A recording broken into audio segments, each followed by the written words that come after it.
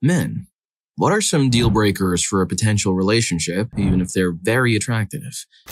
Lack of respect for my boundaries. I learned this lesson the hard way once, and I've got no intention of letting it happen again. Tests and indirect behavior. If you want something, tell me. I'm not playing a game just to see if I'm worth your attention. You don't treat the things I care about or respect seriously. It shows me you won't even put in the effort to act like you care.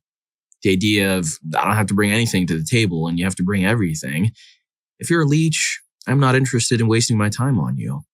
If they breathe their politics too loudly, I'm fully open to someone who doesn't perfectly align with my idea of a worldview, but if they're super loud about it, that looks incredibly cringy and tactless.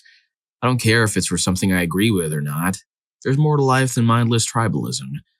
Also, when she becomes work, I'm out. I have enough on my plate. I want a partnership, not another job. I'll cook and clean for us, sure. We'll balance out our lives depending on our work schedule and if we have the effort and all that. I'm talking if she's sitting on her back and expects me to do everything. I'm done. Succeeding as a work-only fan? That's awesome. I wish I could make people happy like she's doing. A stand-up comedy is a joke and no one wants to see me get down. Influencer? Absolutely. You preach. I'm not a sub, but I'll definitely be taking notes. Into horses? I'm out. That's just financial risk waiting to happen. It's crazy how fast I've seen people lose life-changing levels of wealth or their health over horses. Our wants don't line up. We can't enjoy each other's company or every day is when it rains, it pours levels of misery, and nothing is ever good. The I don't bring anything to the table attitude is like going to a potluck and expecting everyone else to cook. You're just there to eat. Story 2. After 4 decades and dozens of failed relationships, this is easy.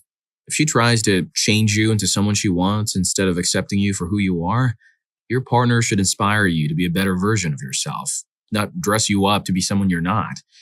This also goes for setting rules on how you can eat, walk, dress, drive, who you can talk to, be friends with, etc. Any interrogation about your wages, earning, wealth, stocks, or material possessions. Being self-made, having money, and being financially stable are important, but passing your W-2 across the dinner table on first dates should never happen. If she even asks, show her the door. Communication. It's important. I don't care if it's text, call, smoke signals, or cododrums.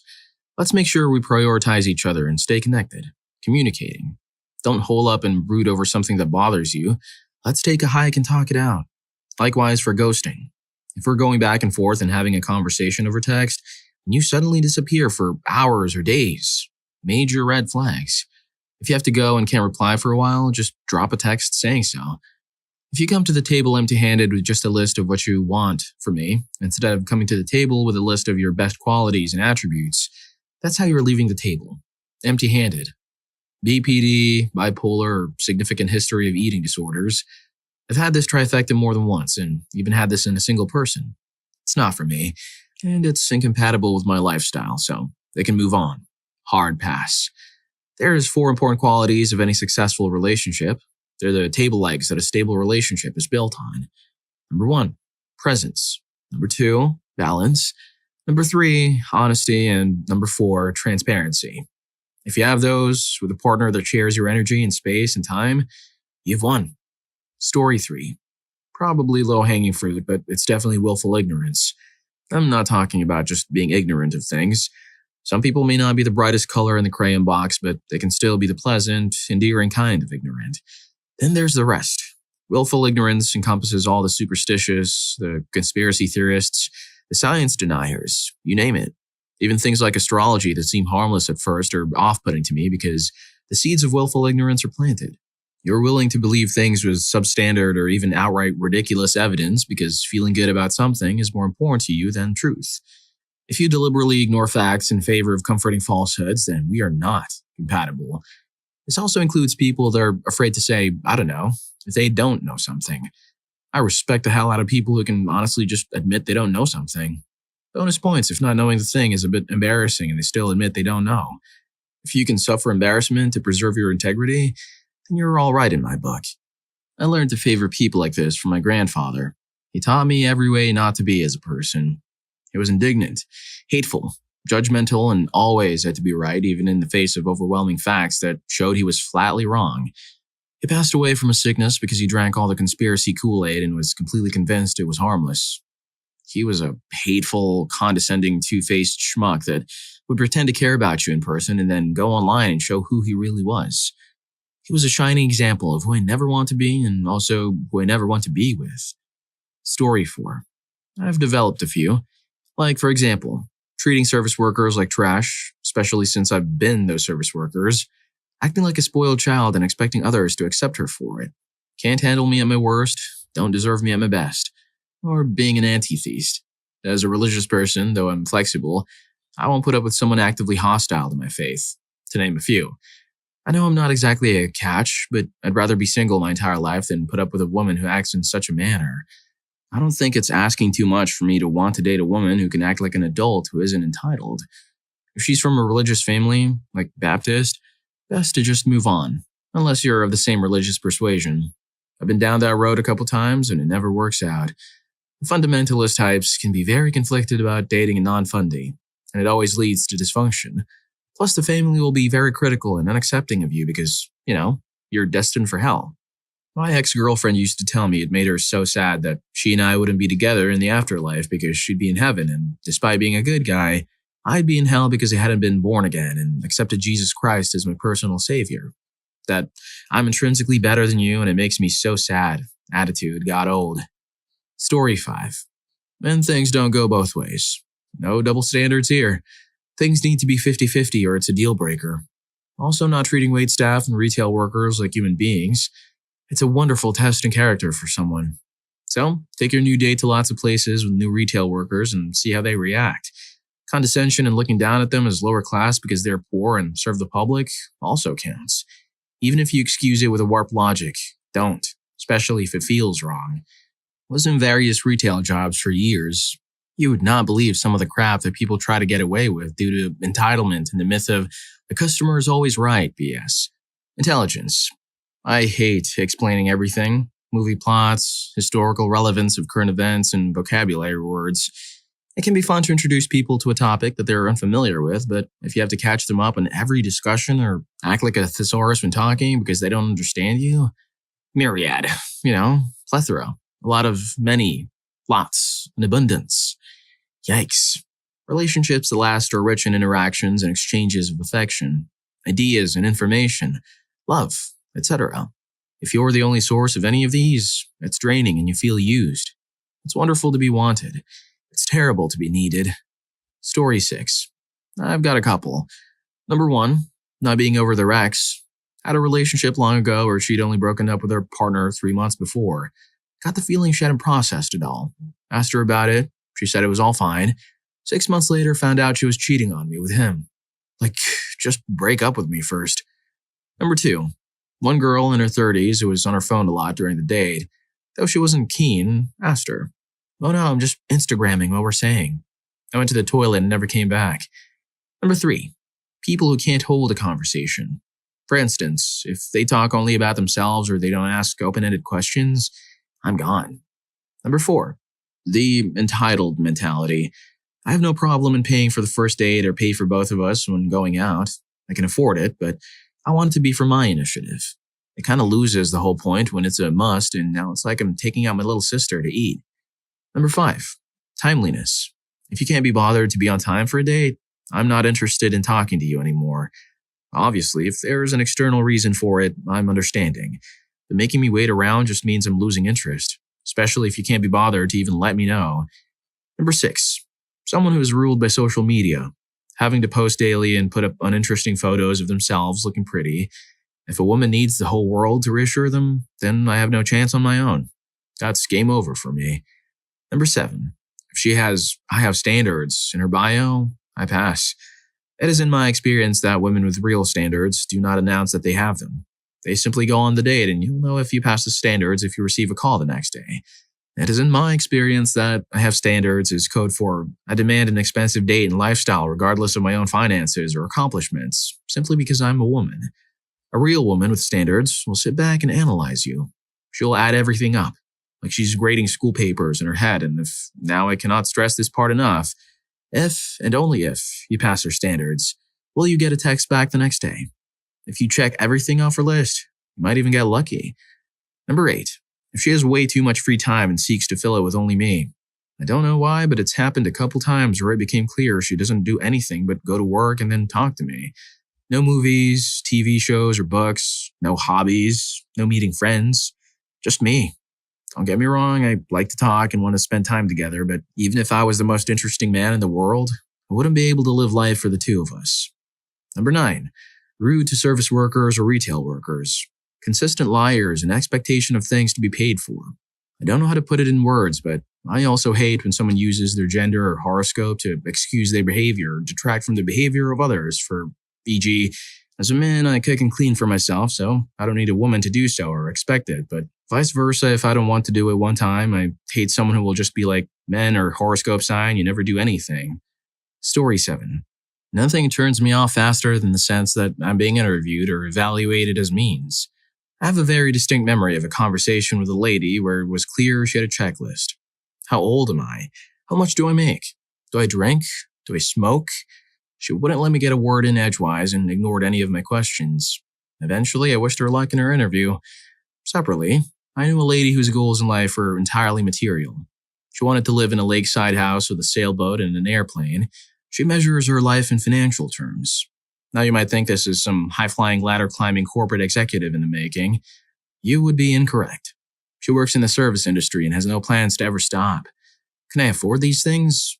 I can, but if I'm going to be glorified at the moment, nope. Story 8. Met this girl in college. Nice personality, smoking hot body. Invited her over to my dorm for some Netflix and chill and quickly noticed she had how to put it delicately, a severe BO problem. I'm talking rank, and when she took her shoes off, it was worse than some of the guys I used to play basketball with. Okay, not a deal breaker. Maybe she just had a long day and hadn't had a chance to take a shower. Happens to all of us. So we got together a few more times, and if anything, it got worse. So I tried dropping some subtle hints. She finally told me she was into something called natural hygiene and didn't bathe more than once every couple weeks or even use deodorant, soap, or shampoo. Nope. I was screaming yes, but my nose vetoed it. I was out. Story 9. I'll throw 2 on here that are related. The if you can't handle me at my worst, you don't deserve me at my best behavior, idea, whatever. Cool. I don't deserve you, and that's fine with me.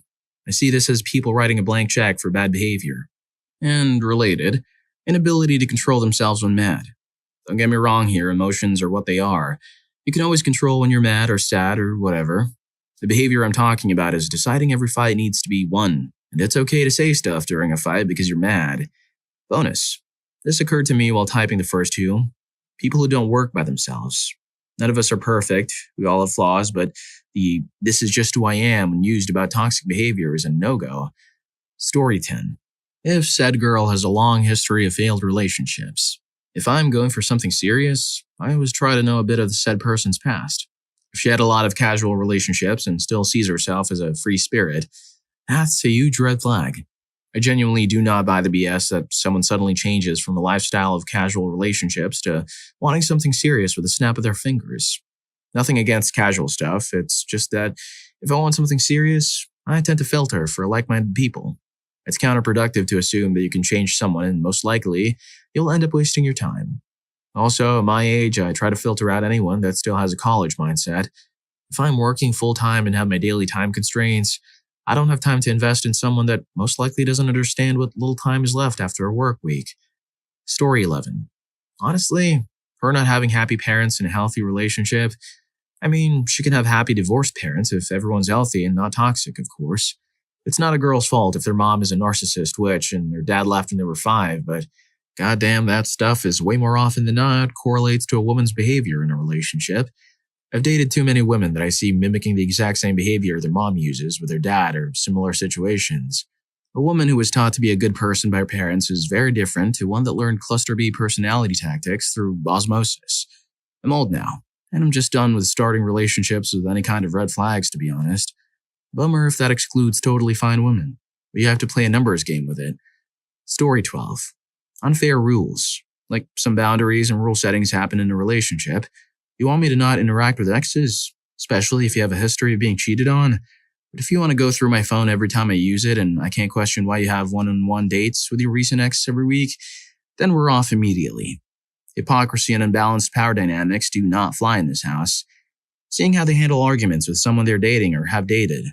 I had a huge crush on this girl in middle school to high school. She was one of the prettiest girls in school and totally out of my league. One day, I'm walking down the hall to the bathroom when I notice she's putting up some sort of flyer and a bulletin board for something. As she was doing that, her boyfriend, or maybe ex-boyfriend, came stomping up to her all mad and just said, "Why are you telling everyone I got a small thing?" She just replied, "'Cause it's true."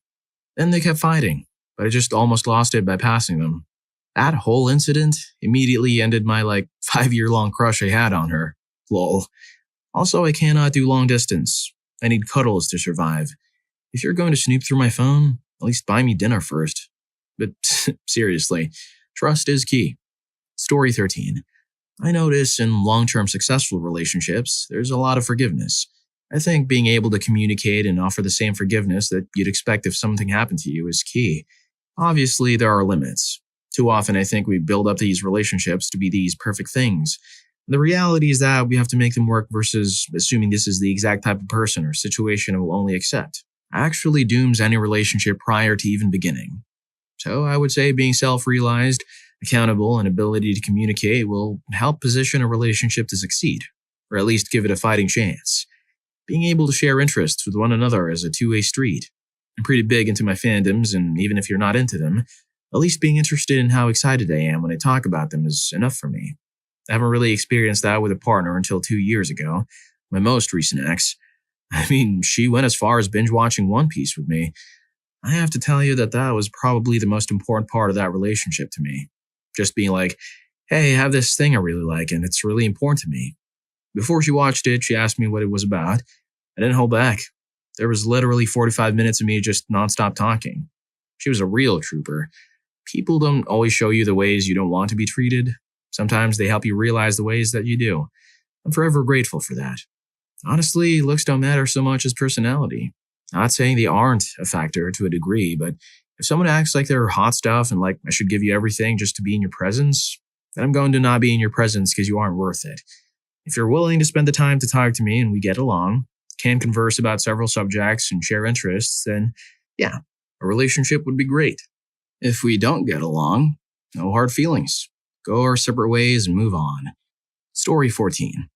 Constantly victimizes themselves, extremely defensive when you question them, and willing to make a whole show just to show how hurt they feel.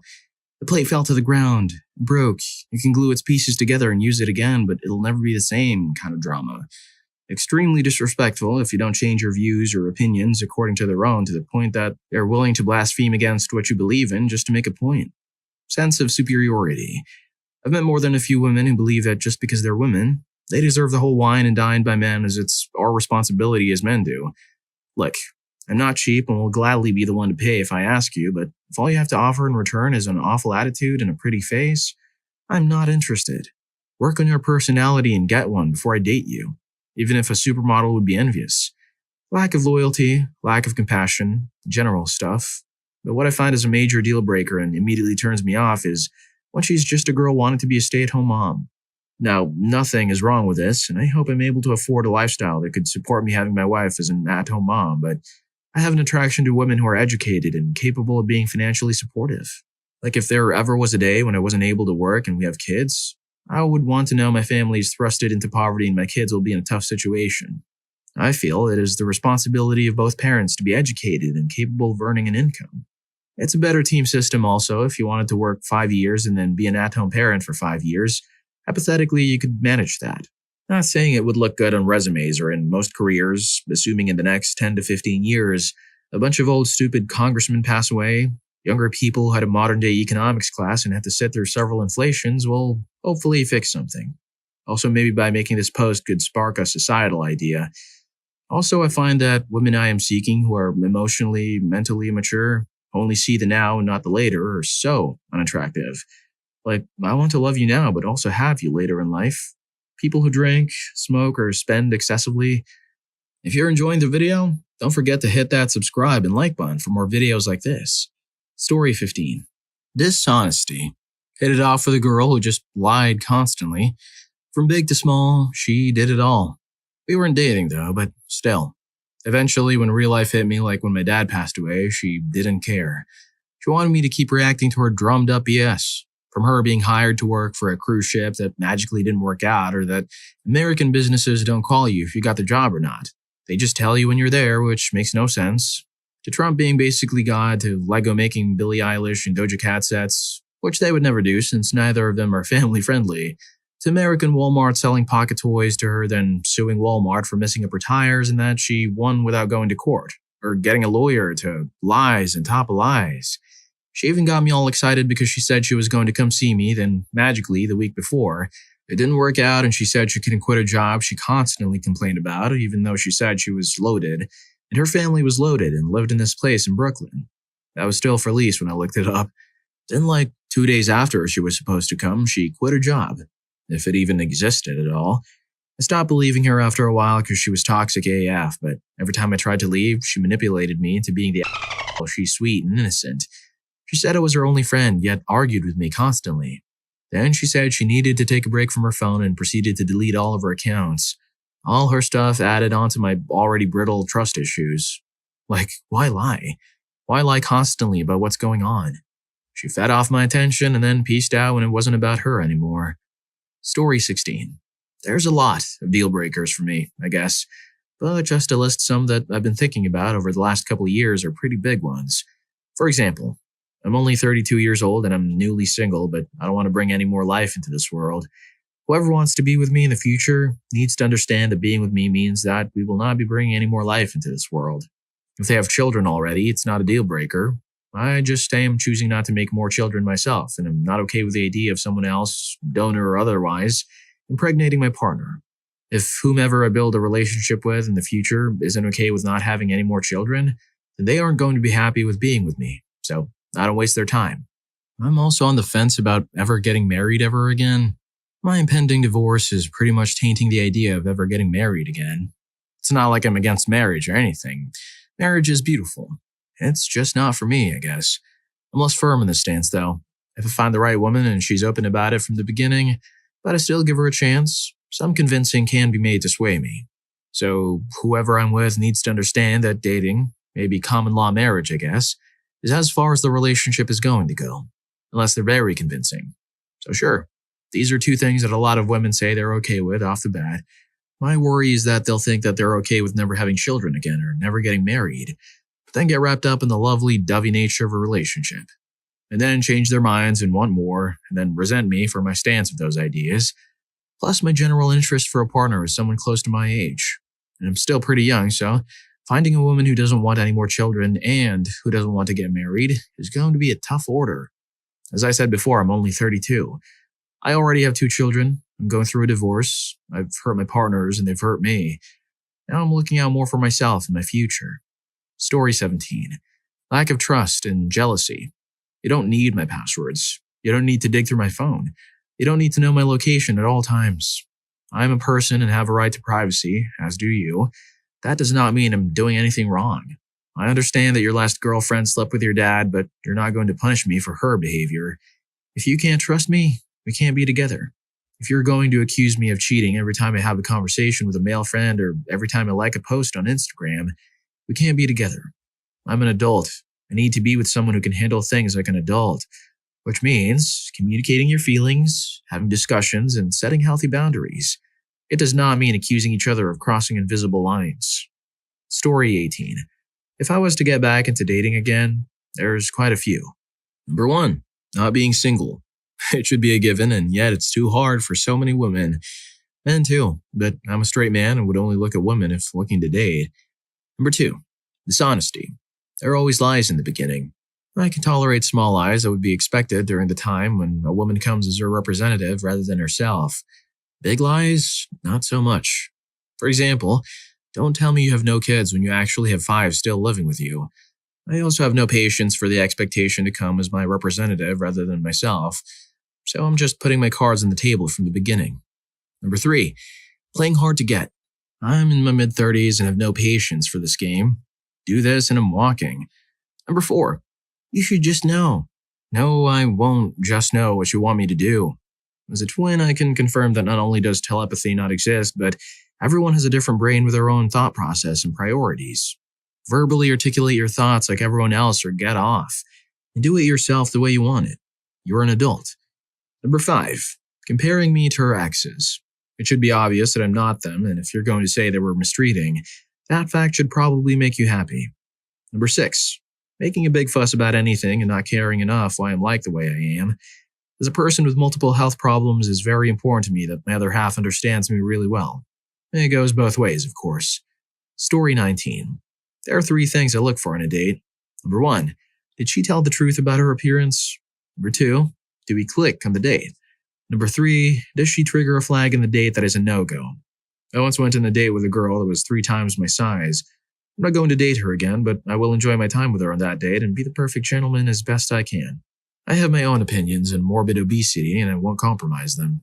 She then asked what I'm into, and she was heavily into sports and such. Yet I'm into home gaming, books, fantasy, and other general nerd things. She then said something else, which takes me to my next point. When I said I wasn't into sports, she said, "We'll fix that." Red flag alert much? I'm not broken. I don't need fixing. I'm stable, make a moderate income to support myself, have a job without worry of being fired, and I'm physically healthy. I told her I didn't drink or smoke or anything of that nature either. All up, terrible date. The biggest thing that put me off was telling me we'll fix that when I said I don't like something. Story 20. Pick-me's. Like, I'm not full-blown worshipping the ground women walk on as reparations-type feminist or anything, but objectively, they live a life with struggles men couldn't imagine. I'm of the mindset it goes both ways. Our struggles are completely foreign to them as well, since they don't live our lives, but I'd rather deal with our struggles from what I've heard. But when I'm talking to a girl and she starts saying stuff about how women live life in easy mode and women should be housewives and all this, it's so unattractive because, in my mind, it means she's either incredibly desperate or incredibly lazy. I don't want a child I have to financially support or something. I want an equal partner who carries equal responsibilities, both at home and financially. Like, I'm sorry, but cleaning the house is easier than working. I'm more than comfortable coming home from my 12-hour shifts now and cleaning up a little mess I make. I'm not going to completely shoulder someone else's financial obligations just so I don't have to do it. Also, girls who say subtle stuff like, "I wasn't interested at first, but he grew on me," or something like that. Like, yeah, personality is more important than looks, but looks still matter. If you're not physically attracted to me, I don't want you. My partner should find me hot as well as my personality. Like, little disses like, his personality makes up for his looks, are so disrespectful to me. Story 21. Anything that feels at all like love bombing or moving too fast? I've dated a few women recently who are thinking way ahead even after one date. They must have dated some awful guys, because they treated me like I was amazing for simply having my life together and having manners. It is off-putting to feel like I'm being put on a pedestal by someone who doesn't know me that well. I used to be flattered by this. Now it's a red flag. It's not that I don't want someone to be interested or excited about me, but I think things like pressuring me about babies, making long lists of date ideas, or trying to make plans on 4 different nights within a week after the first date were legitimate reasons to be worried. I also had one date who seemed to get validation out of having me do things for her. It's hard to explain without going into detail, but what started out as seemingly innocent requests evolved into what felt like orders by the end of the night. It was subtle in public and ramped up when we got back to my place. It didn't feel right to be bossed around in my own home, especially not on a first date. Lastly, others have said this also, but competing with others. But my thing is competing with social media BS. I can't get a simple hello or a good morning, but I can see her whole morning routine online. I started dating before cell phones and loved how we were able to communicate on the phone or just by sitting and having a chat. But now they say, check out my IG or whatever to see what she has been up to. Sorry, but that's not for me. To be clear, I don't have social media. I would rather be one-on-one with a person. I would rather talk on the phone than text all day. A few texts here and there is okay, but not a whole conversation. Story 22. Why do women not have hobbies without making it their personality for 4 months, then immediately moving on to the next thing? Or not have hobbies at all or consider TV and music their hobby without knowing anything that's not the daytime trash or top 40? Point is, why are women generally so boorish? Like, Jesus Christ, I would like to be swooned too, or have the opportunity to be the aloof one playing hard to get. If I was a woman, I would actually take pride in being able to make the first move or pay for a date. What's a deal breaker? Making me part of your image without thinking of mine. Indifference to anything. History of your way through your problems. I'm lucky to be in a healthy relationship now. 10 years ago, I felt like women were trying to flip the traditional dating scheme, which was a good thing. But something happened where a day it turned into an interview for an employer. I may not even be interested in myself, and the interviewer already had major OSHA violations. Story 23. Mommy issues. They're the exact opposite of daddy issues in the fact that there's no upside at all. Daddy issues pop up once or twice a year, maybe around the holidays where there's some kind of family gathering, and it's a bad day, but there's always crazy intimacy to follow. Mommy issues? None of that. Every week or every other week, there's a blowout at the end of the family fights where someone's moving to another hemisphere. These fights are black holes. You can't not get involved. You're going to be forced to take a side, and there's no winning side ever. Take mom's side because she's being reasonable? Well, now you're against your partner. Side with your partner? Well, now you hate her family, and this can never be resolved. Oh, and all of this means no intimacy for weeks. Run. Run fast. Oh, and on top of that, all the issues related to mommy issues are total BS first world problems. When it relates to legit misconduct, it's very rare that there are fights like this. They were either dealt with professionally previously, or just coming to a head and going to be dealt with professionally. All of the issues that are going to come up here are, she was mean to me on my birthday last year. Story 24. Makes the relationship about her needs and wants and not your mutual wants. Gives no space, can't afford to keep her around. Mean to others. Expects others to serve her instead of having perspective. Manipulative. Talks about others cruelly behind their back. Can't solve conflicts. Is secretly 1,000 stapled spiders wrapped in a human suit. Emotionally manipulates you just to watch you react to things. Creates drama. Tests. Record of unrepentant crimes. Heavy substance use. Makes me feel horrible about myself. Mean to animals and is rude to service people. Also lack of communication. She has to be able to communicate her needs and her feelings in a direct way. If anyone has read one of John Gottman's books or seen a video about relationships, where they talk about master couples, those are couples who communicate the best in their studies. A woman has to communicate that way. For me to know that it can become something more than just casual. After I became aware of all the psychology behind relationships, I was single for a long time because I knew what type of woman I wanted. I found her now, and I feel very certain that my current girlfriend is the one I'm going to marry and have kids with. Story 25. There are plenty. Shallow, obnoxious, petty, complaining, etc. One big one for me that seems often overlooked is someone that isn't success-driven. I don't need you to be the CEO of your own company, but I've met many 30-year-olds who claim to be in school. In reality, they're living with their parents, working a retail job and taking one gen ed class at community college. You're not a student. You're just taking a college class. For Christ's sake, have a plan. With that said, I'd be okay with someone with an ordinary job, but there needs to be room for growth, and preferably in a career that affords a salary and benefits. I met my wife in college when she wanted to be a maxillofacial surgeon. Then that morphed into a pediatric cardiologist. She ended up being a molecular scientist and eventually quit that to be a PA at an NICU. She did a year at urgent care after graduating PA school until finally finding a position at an NICU, where she's totally rocking it. I'm just mentioning it to say plans can be fluid, but the drive to do something better is still there. Hell, that drive could even manifest itself to be, I'm comfortable where I currently am, so I'm working on making myself the best at what I currently do, as long as it's something more than menial tasks. Story 26. Lying and guy best friend.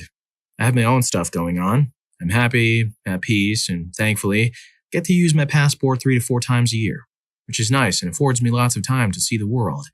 If I can't trust you or have to worry about some, oh, he's my best friend, we sleep in the same bed, he rubs my feet, etc. type of stuff, then I'm super cool. I value my peace above all and have chosen not to disturb that. These are rigid boundaries that I bend, nor negotiate for no one. I have little to no stress out here, so I ain't about to start with someone who moves the goalposts of truth or who has a side lurking and waiting for an argument before he's going off you again.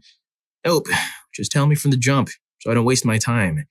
I won't question it, or you, and wish you all the absolute best in life together. Just miss me with all that, lol. Especially if the dude had already had history and lied about it. I've walked away from a 3-year relationship based off of that lie once. The same day I found out. We've nothing to discuss. He can have you. Life's too short to be chasing and negotiating love. Super duper nope. Give me peace all day, baby. Story 27. Wanting both for me to provide for them, such as me being stronger and being the sole income earner, or such a disproportionate imbalance that I might as well be. Me being the stoic one. I pay for all of the dinners and dates that we do, me having to engage in flirting romance and intimacy all the time, but also wanting to be a feminist and independent woman who expects me to do the chores, be equal partners, having it be her body and her choice and generally doing whatever she pleases. You can't eat your cake and have it too. Which is to say, you can't have the benefits of an equality-based relationship and also the benefits of a traditional patriarchal relationship. That's just seeing your partner as a benefits machine. To be clear, I'd much prefer the latter, but if she wants equality and feminism ideals in a relationship, she needs to take responsibility that it comes with, too. The above is 100% exploitation, emotional and psychological mistreatment, in my opinion, using a man for their money. Story 28. Attitude is everything. I've dated way too many narcissist women who act like they should be cherished while they do whatever they want. To include cheating and controlling people, emotionally cruel, and otherwise acting like their actions don't affect people. I've dated at least 5 different women in my life who would do really emotional damaging stuff, like come up to me and say, "We're breaking up. I don't want to date you anymore." Then 2 days later, they come back and say, "I changed my mind. I still love you," but then refuse to apologize. God, just remembering that I used to put up with that makes me sick. We all know the signs. One common example is they get completely trashed and behave poorly, then act like we should all just endure that while protecting her. Screw that. I want to date an adult, not a spoiled, overgrown child.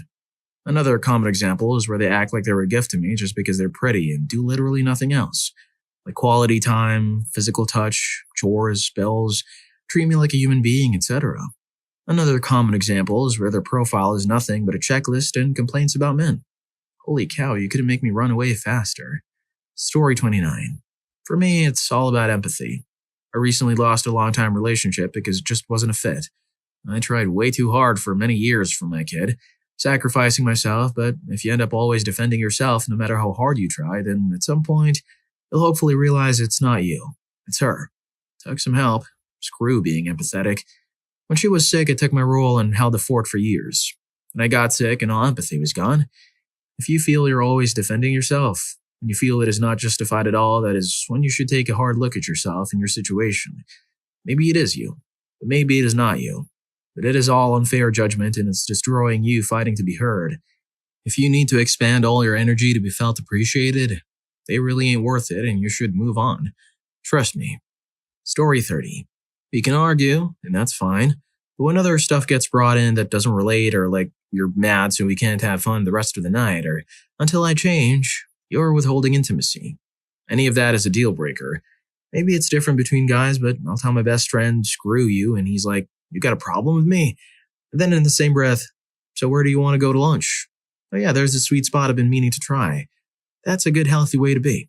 You can have your conflicts, not agree, and as long as you're both being fair and honest with yourself, your emotions and your consideration of the other and their emotions without being manipulative or withholding other parts of you, that's where it breaks down for me. If it's not happening, I want all of you and you get all of me. I'm not going to be in another 5 years of silence and ever feeling like I'm getting the truth and always feeling like I need to tiptoe around my words. That is the biggest awful life I've ever experienced. The out there way is hard, but it's better. The hideaway is hard and it's worse. Girls, what's one habit that makes a guy instantly unattractive? Okay, so this is one more than one, but bad hygiene, especially not washing his back, not wiping or washing his hands after he whizzes, and not brushing his teeth. Inconsistent communication, blows you up for 3 days and doesn't reply for another 3, or only texting after a certain time of night. Being rude to service staff, not having his own hobbies, passions, or friend group. Alternatively, spending all of his free time gaming, trying to make every conversation intimate, not actively participating in conversations. When he talks about something, he just info dumps or rants and doesn't care to ask your opinion, but either constantly interrupts you or doesn't listen or participate when you're talking about something. Constantly being on something, listening to or watching alpha male podcasts or influencers, chewing tobacco, smoking inside, needing to get hammered every time you spend time together, not being able to accept that he's wrong about something, especially when it's because he's so sure he's smarter than you or everyone. So anything you tell him that he disagrees with has to be backed up by like 4 peer-reviewed sources. Only telling jokes that are offensive, like his only sense of humor is putting someone down for something. If he spends all his free time gaming, maybe he's just leveling up his avoiding real life skill tree. Story 2. This is true for both genders, but unfortunately, considered more acceptable for men if he's not nice to others or not his family, friends, or superiors. You used to be easily able to spot those by seeing how they treat the service staff on the first date. However, some people learn that women look for that specifically. Now you need to notice carefully how he talks about other people. If all or most other women are annoying to him except you and his mom, red flag. If people need to earn the right to be respected by him, red flag. Basic decency is the bare minimum. You can perhaps lose that, right? But no one needs to prove he deserves it if they didn't do anything terribly wrong. If he doesn't see why he should perform basic acts of kindness, like telling a stranger they dropped their wallet because it's not his problem, red flag. Joy of seeing others suffer, gigantic red flag. Basically, if he doesn't see others as deserving, he can't ever truly love. No matter how nice and considerate he is to you and there's no conflict and he deems you worthy, he can't ever truly love. He can own, but that's not love. Story 3. I can't stand it when someone starts baby calling, or other sweet names or girly, etc., when we don't even know each other yet. If I don't know the correct spelling for the words in English, because that's not my first language, but I hope you all get the point, that's just something that makes me want to cringe, run, roll my eyes, and move in the middle of a forest in an abandoned house alone with my cats forever. And every single one who I've met and started to speak with, they all have started to speak like this in the first 3 days or so. If I've told you that I don't feel comfortable about this, it's even, number 1, it's just a cute nickname. Number 2, don't be so negative. Number 3, what should I call you then? Idiot? So yes, I have decided that being a crazy cat mama who crochets is all I need. Also yelling at games and breaking keyboards or controllers and slamming on their desk in anger at a game. My ex broke many keyboards, mice, and controllers. He even broke a weld on his desk that was right where he'd constantly slam on when he was mad. It's extremely unattractive because it shows poor anger management. If something is genuinely that frustrating, you should have turned off the game and done something else long before it came to breaking your own stuff. He never learned any lesson because he'd order new stuff on Amazon to be delivered the same day and keep gaming. Story 4. Getting mad at me for being better at something than they are. I'm not remotely competitive, and I fully understand that not everyone is going to have the same skill set. Sometimes that means I'm better at something than a guy is. Sometimes they're better at something than me. If I'm not actively shaming the guy or making a big deal about it, which I never do, unless they've been acting like a total schmuck, it is incredibly unattractive and infuriating to turn my win into a referendum on their manhood. Get off of that stuff and get some therapy, if your ego is that fragile. Women are allowed to have skills and talents. Telling jokes that aren't jokes or trying to pass off rude remarks as jokes, can't operate a broom, leaves trash lying around, littering, rude to people in general, can't do simple stuff like laundry, etc. Basically, my expectations are that I don't have to take care of them like a baby. I don't have to deal with rude behavior 24/7. Apparently, though, these expectations are too high and I'm destined to be alone forever. Story 5. One that I haven't seen listed. Trying to be impressive is a way to one-up or say you're better than another person because of said person's accomplishments, skills, education, and or work history. Trying to be impressive to make a good first impression and or when being introduced to someone significant is one thing, if done modestly, or trying to get to know another person. Trying to be impressive to say that you're better than someone, especially when it is a poor comparison, says enough about one's character, especially when the response after failing to one-up these things is met with doubling down, insisting that X person isn't really skilled or accomplished, trying to poke holes to say that X person must be lying or exaggerating, or saying that you're more knowledgeable in that area than X person, or just trying to put down the accomplishment in general by being negative over it.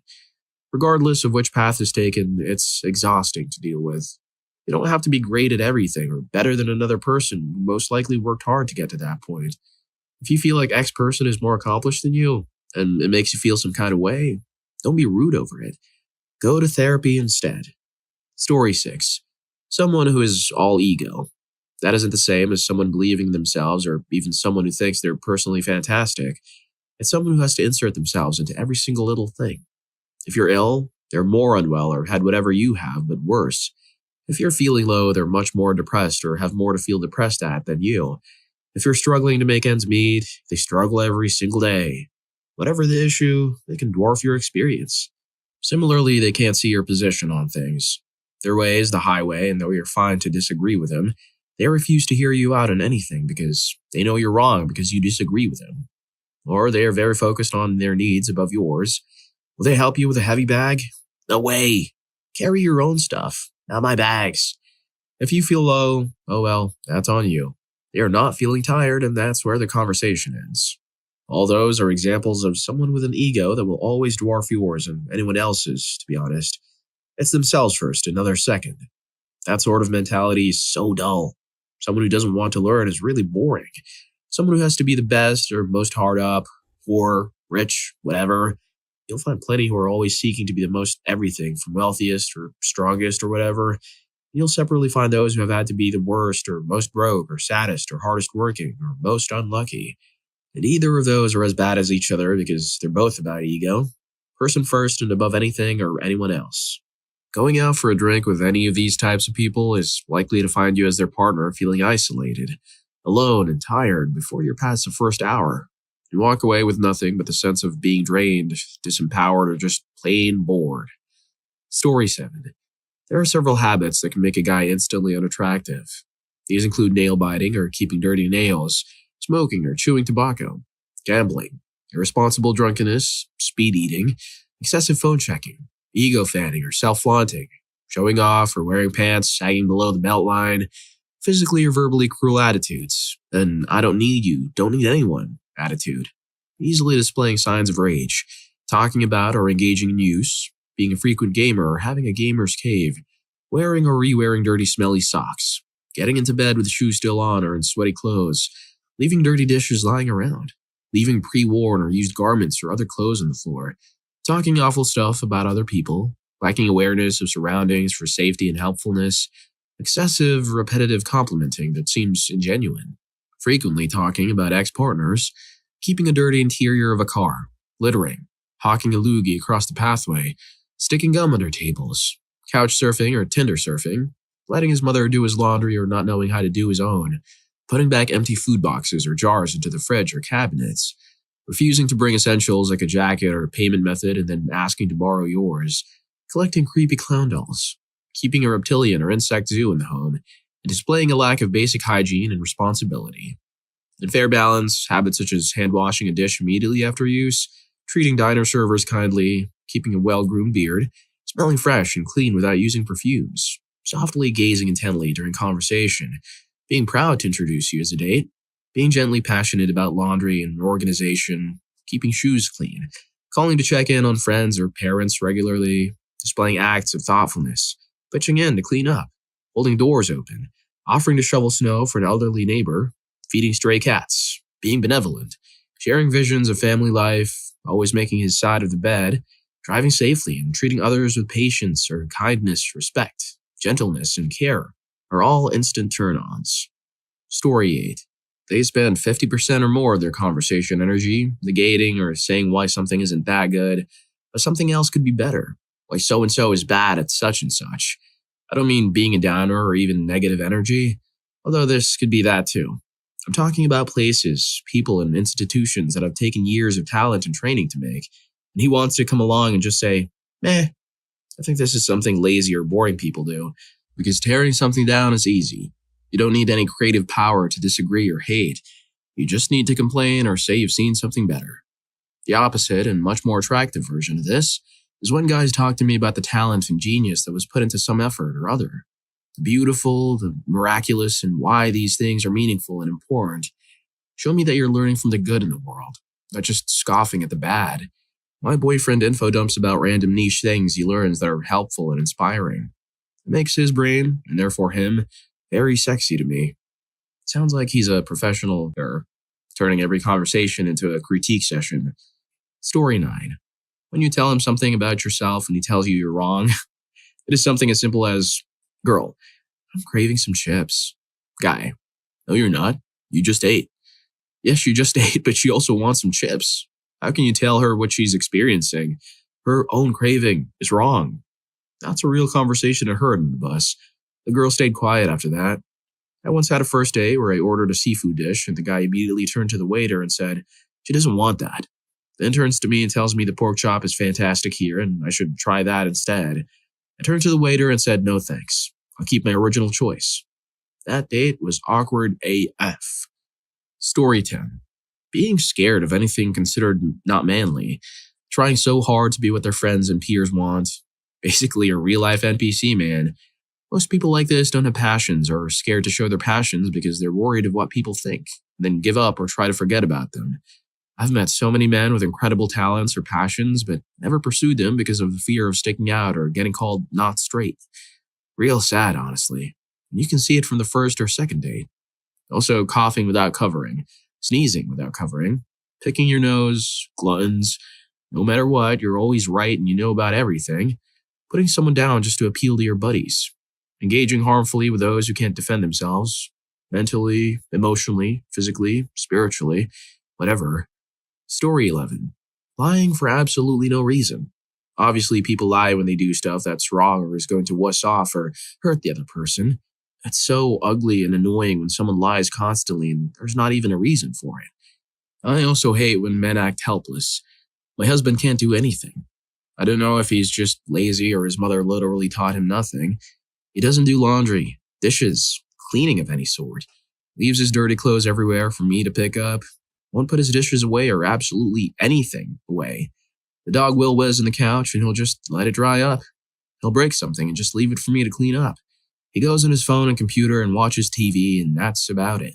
It's like having a sixth child, but the other 5 are younger and have already learned all the basics and proceed with life. The other day, I put an important stack of papers in a mesh bag and set it next to our bed. He threw garbage and dirty dishes in it. Story 12. Breathing down their girlfriend's necks. A customer wanted to settle her bill and split it with her friend who didn't pay much and the other still had a huge sum to pay, but her card kept declining. After an hour and 20 minutes, they were ready to try again. I was told by the bouncer they weren't allowed to leave. They declined again. She then gets frustrated and says she has more than enough, so I suggested maybe she has a limit on what she could swipe and she doesn't even know that was a thing, and told her to set it up in the banking app. But she couldn't find where to set it, and neither did I because I don't use the same bank, so she suggested to pay in small amounts. While we were settling the bill, her boyfriend is holding her. Even made out while I was trying to help her find the limit settings, complaining and moaning why she has to make her mom pay. The people who kept ordering in the tab should pay. So, in order to not cause confusion, I showed him the bill. The girl who split with him was the only one who ordered for me, and it was 3 bottles of vodka and 45 Red Bulls. So it's clear no one added to the bill. And he kept complaining, but why does her mother have to pay? Okay, then why don't you pay? He then complains again. It's people who kept adding to the bill.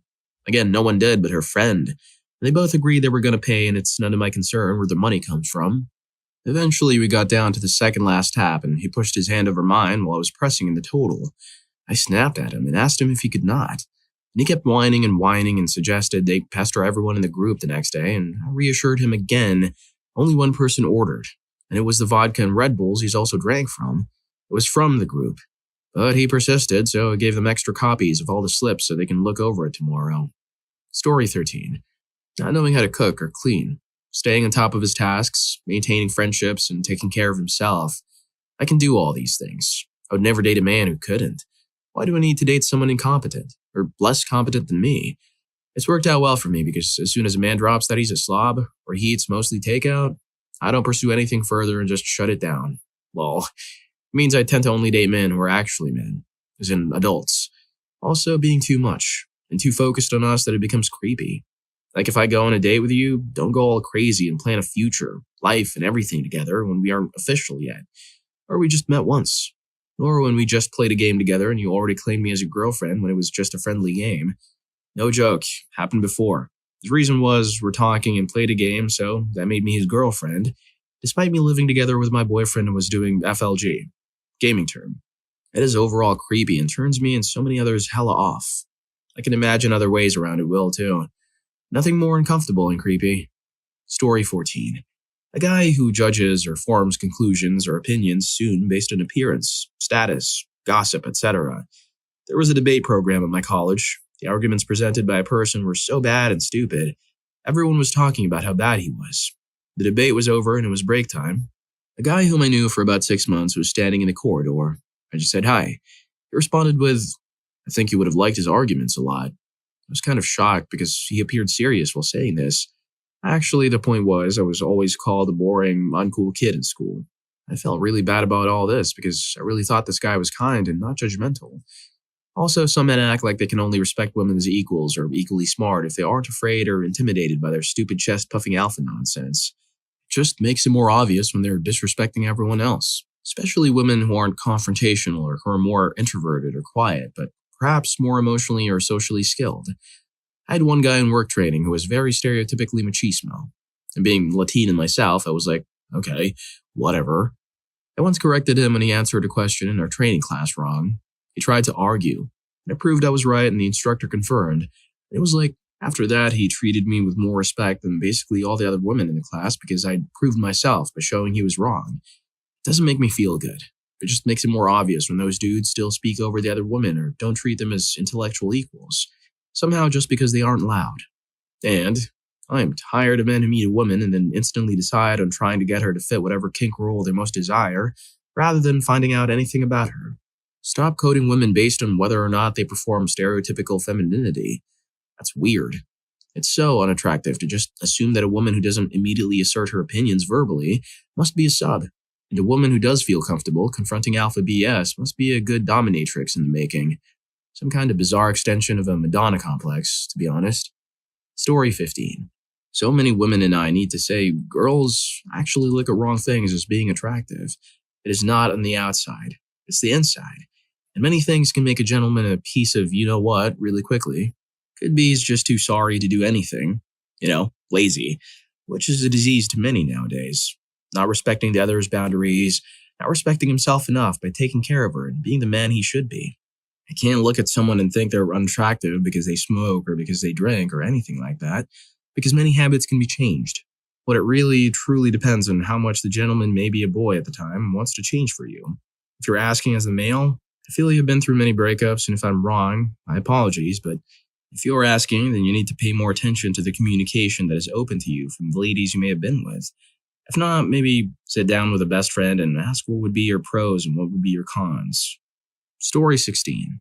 When they have a habit of constantly assuming that you're trying to be mean to them. I've certainly done my fair share of actions or words that either I didn't realize would hurt the other person, or I thought would be helpful only to realize that they're not. So there's nothing more unattractive to me when a guy, or really just anyone, immediately assumes that I'm trying to be mean to them, instead of bothering to ask, hey, why did you do that? It's even worse when that kind of behavior continues the longer you've known someone. Assuming I'm being mean when you've only known me a couple of weeks. Still kind of terrible, but it is reasonable.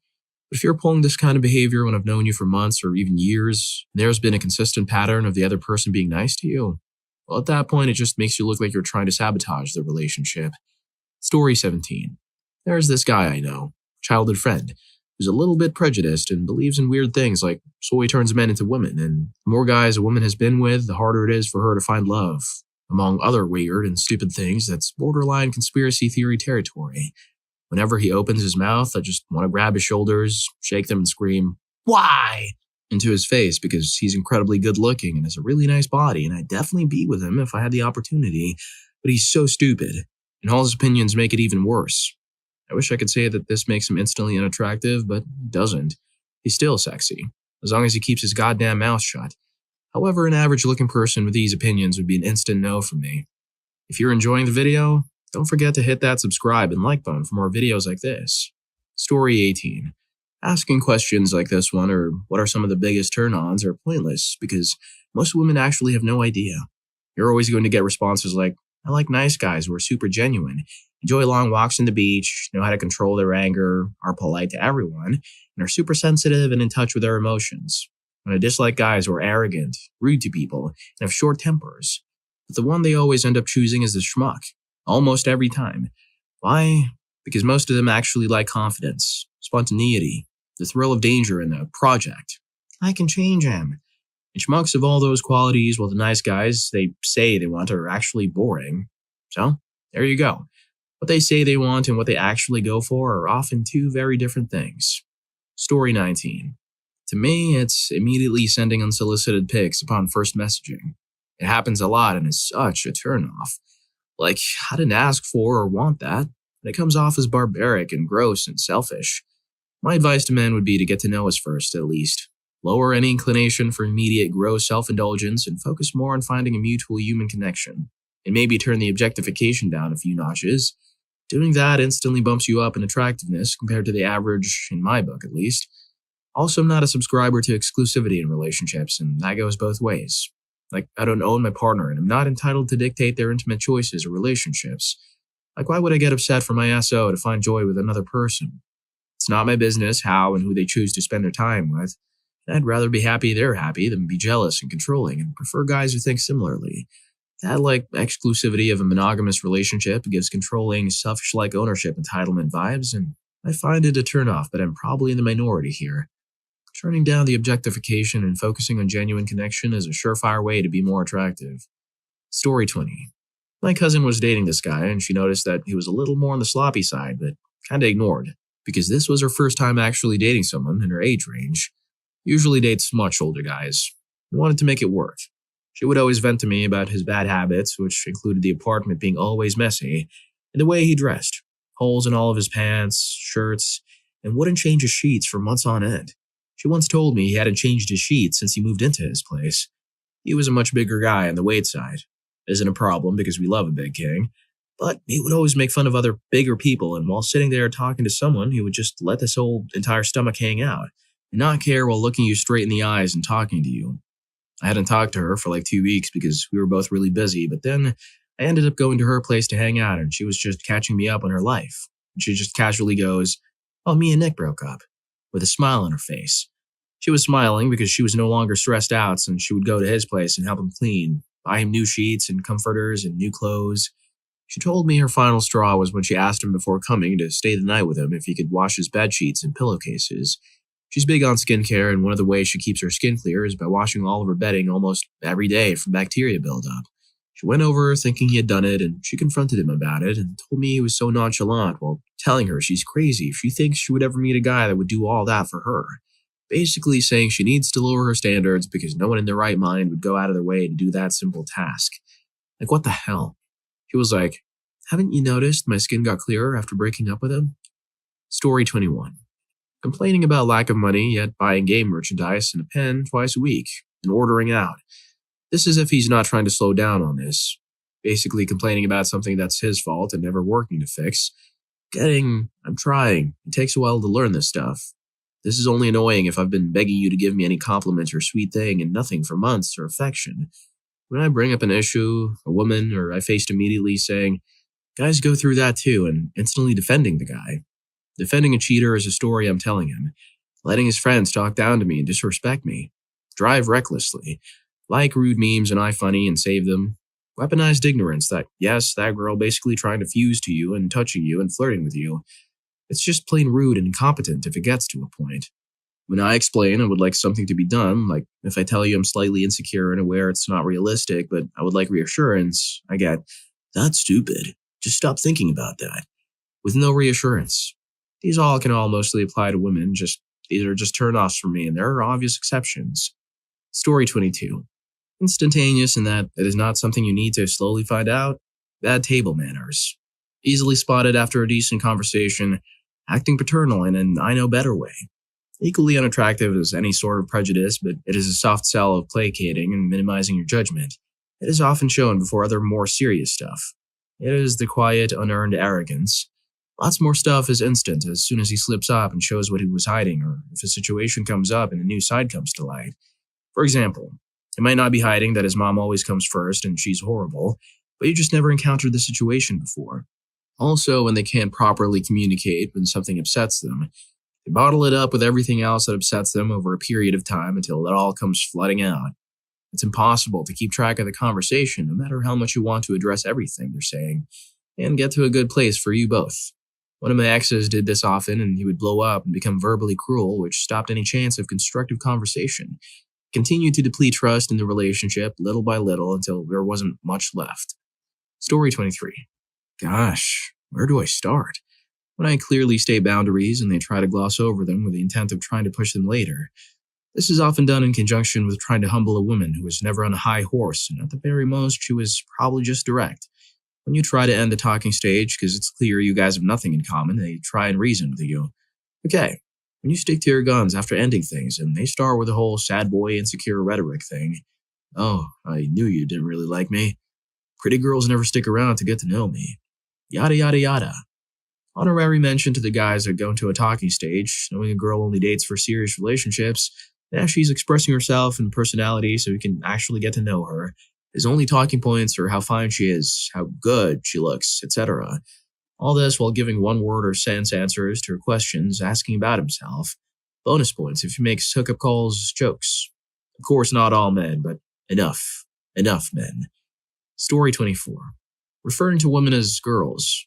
Back in my dating days, it was an instant no when I'd go to their place and it was a mess or super sparse. Like one pillow, one many towels, 3 plates, all in the sink. Nasty old bedding that hasn't been washed and smells sour. How in the hell does someone think it's okay to bring a date home to that? Gee, gotta go, I just remembered my cat needs her medicine. Or some excuse. I've even faked diarrhea to dip out. I don't mind if the person is lower income. I've been there myself. But it's not that difficult to put some effort into a place. Go to the thrift store and get a couple of things. The food bank can supply you with some cleaners and stuff. I used to take clients who were new off the streets to places with tiny move-in vouchers to get little things to brighten the place up. They'd be in the middle of chaos with their neat little apartment and clean stuff. So it's not about being poor. And these guys would have real jobs and a car and a decent apartment. They dress normal, so I'd have no idea. Maybe go on a few dates and they invite me over for a movie or something. And it's a laptop and a milk crate and we're sitting in a lumpy futon. I'm not, never been some gold digger. I always made my own way. Had my own apartment. I was lower income, but was in school forever and made my way up. It's not that they had no money, it's that they had no living skills. I think they wanted some woman to take care of them. Yuck. Total turnoff. Story 25. Hi, Gene. A few years ago, I was casually seeing this guy. His apartment was very messy. I don't mind an unorganized and messy apartment happening once in a while, but if it's dirty, there's a problem. I'd showered once, and afterwards he threw a towel over my head and shoulders. Guess what? Towel smelled awful, and I thought I was tripping. I sniffed it closer to my nose to double check. He walked out the bathroom before me, and I took it as an opportunity to switch towels. So I quickly started sniffing all the towels hanging behind the door rack quickly, like a canine sniffing for evidence, and oh my gosh. They all smelled exactly the same except for the small hand towel. I felt so disgusted and disgusting because the towel he handed me touched me. I went home and reshowered. Never showered with him again and eventually slowly cut him off. Story 26. I'm probably going to get hate for this, but cowardice. 100% huge ick for me. And I've been insulted by other people in the past. My ex stood by and did nothing. He hated confrontation and avoided it at all costs because he was a really shy or nervous person. But one time I even saw him laughing and joking around with my coworkers, which just made me cry an hour earlier. They were horrible to me, but he never stood up for me once. Even if he just tried to remain professional and kept conversation to a bare minimum, I could live with that. But laughing and joking around with him after they pestered me? No. Just no. I am a very shy or anxious person too. I get it. I don't like confrontation either. But when my loved ones have been insulted in the past, all my shyness and anxiety goes out the window and I either fight them or scream at them, because that's just my reaction. Someone you love gets hurt, it makes you angry. You want to fight. And that's the reaction I wanted from him. Because when someone defends you and fights for you, there's passion and love there. That's one of the most attractive things about a guy for me. Also, the nice guy energy. Used to date one once. Can tell you right now, every single one of his friends told him he was batting above his league. Not once did he lose the nice guy shtick. It was always that girls would pick his friends over him, as he's sitting there with his long-term partner. Girls only go for attractive guys. Girls only care about your looks or money. Neither of which he had. Girls go for schmucks, never the nice guy. I should have seen the signs earlier, but we aren't together anymore. Also, you're not nice if you're trying to gain something from the other person, and your generosity and kindness is transactional. Gross. Also, feel free to judge me dating someone like that for 5 years. I'm disappointed in me too. Story 27. When I was trying out online dating, big mistake, I would immediately reject profiles of men that showed them working out, drinking, smoking, posing with weapons, at sports events, with their car or fishing or hunting. It's fine if a guy does some of these things in moderation, but if he features them in his profile, that either means that he lacks the introspection and individuality to build a personality other than standard issue male, or that he thinks that women are attracted to men that like those things. So he's trying to present a false face just to get some. Either one is equally bad. Unfortunately, here in Texas, that's 90% of dating profiles. Some are much, much worse. I've been legitimately frightened by things I've read on profiles. Story 28. I'm very picky about who I find attractive, so prepare yourself for a list of instant turnoffs. Being a schmuck, engaging in cruel behavior, stalking, or pestering is a complete deal breaker. Lying and cheating are also non negotiable. Not respecting boundaries is a major issue, and is making fun of others. Smelling cigarettes is a turnoff. I was with a guy who smoked, but if you reek of cigarettes all the time, it's a no go. Being prejudiced is unacceptable. I turned down a good looking guy with great taste in music for this reason. Believing that women should have kids as their sole life purpose is outdated and unattractive. Similarly, believing in strict gender rules for work, like certain tasks being only for men or women, is a turnoff. I mean, even kids can do dishes and mow the lawn. Being overly religious or part of a cult is a red flag. My first ex was in a cult. Getting your mom to communicate for you after an argument is immature and unattractive. Not showering regularly is a basic hygiene issue that's hard to overlook. Neglecting mental health or sacrificing it for a good living is concerning. My second ex did this, working in creature extermination, and it was depressing for both of us. Lack of empathy is a significant issue. Being overly political to the point of constantly talking about it and putting others down is off-putting. Trying to convert people to your way of thinking is also unattractive.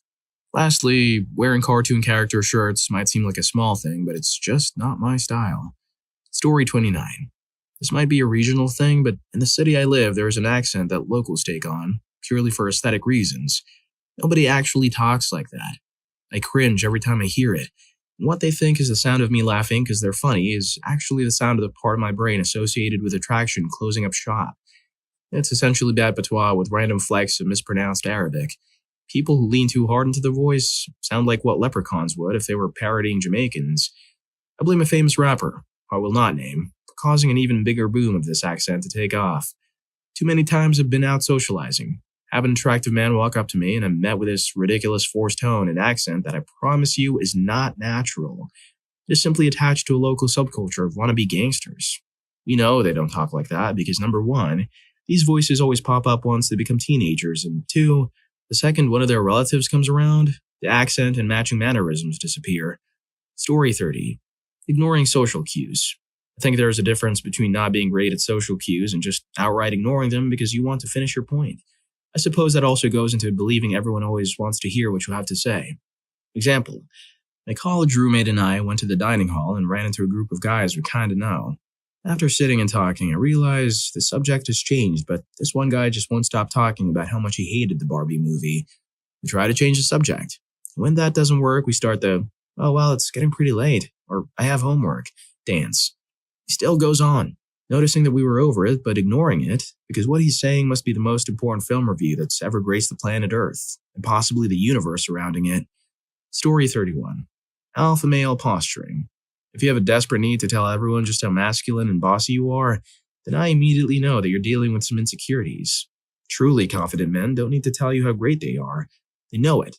You can pick up on it when you talk to them. Acting tough doesn't make you tough. The same can be said for having money and needing to flaunt it. Flashing cash doesn't make you more attractive. You can be a rich schmuck and all people will value you for the benefits you can offer them. That's not meaningful as a relationship. Relatedly, as has been noted by others, being rude to people working in the service industry. When a guy is being a schmuck to the waitstaff, he's not showing the world how in charge he is. He's just making a schmuck of himself in public, while also making other people's jobs harder. There's nothing attractive about it. Story 32. I like men who always choose to be the bigger person. Physically, emotionally, spiritually, etc. I don't like when men make jokes about hating women or wanting to put women down. Jokes about hating their spouse. Lack of fidelity or consideration for their wife's feelings, sharing terrible opinions or behavior, lack of intelligence. This might be personal preference. Personal hygiene. Make an effort to be a gentleman and never scare women on purpose. I like when men try their best and when they're lifting people up around them if they can.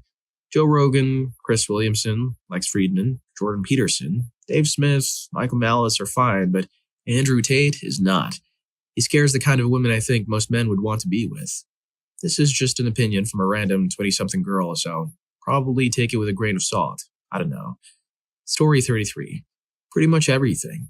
As a man with like one male friend who still gets on my nerves from time to time, I just hate all the machismo stuff that's associated with masculinity. And like objectively, I know it's getting better than it has been, but all the guys I meet are just tool bags. I was raised by a toxic boomer and most of my bosses, Coworkers, classmates have been the same energy. My girlfriend has legit said I hate men more than most women she knows, and it's kind of hard on the fact that I need to give people a chance.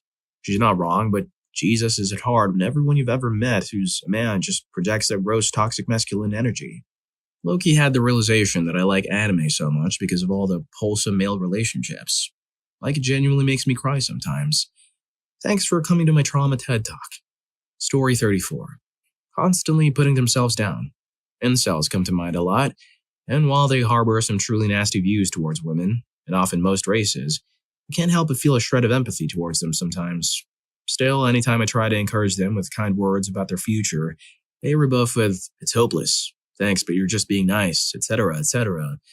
Makes me think of Elliot Rodgers' manifesto, more like Diary of a Whiny Kid, and how he came off in that.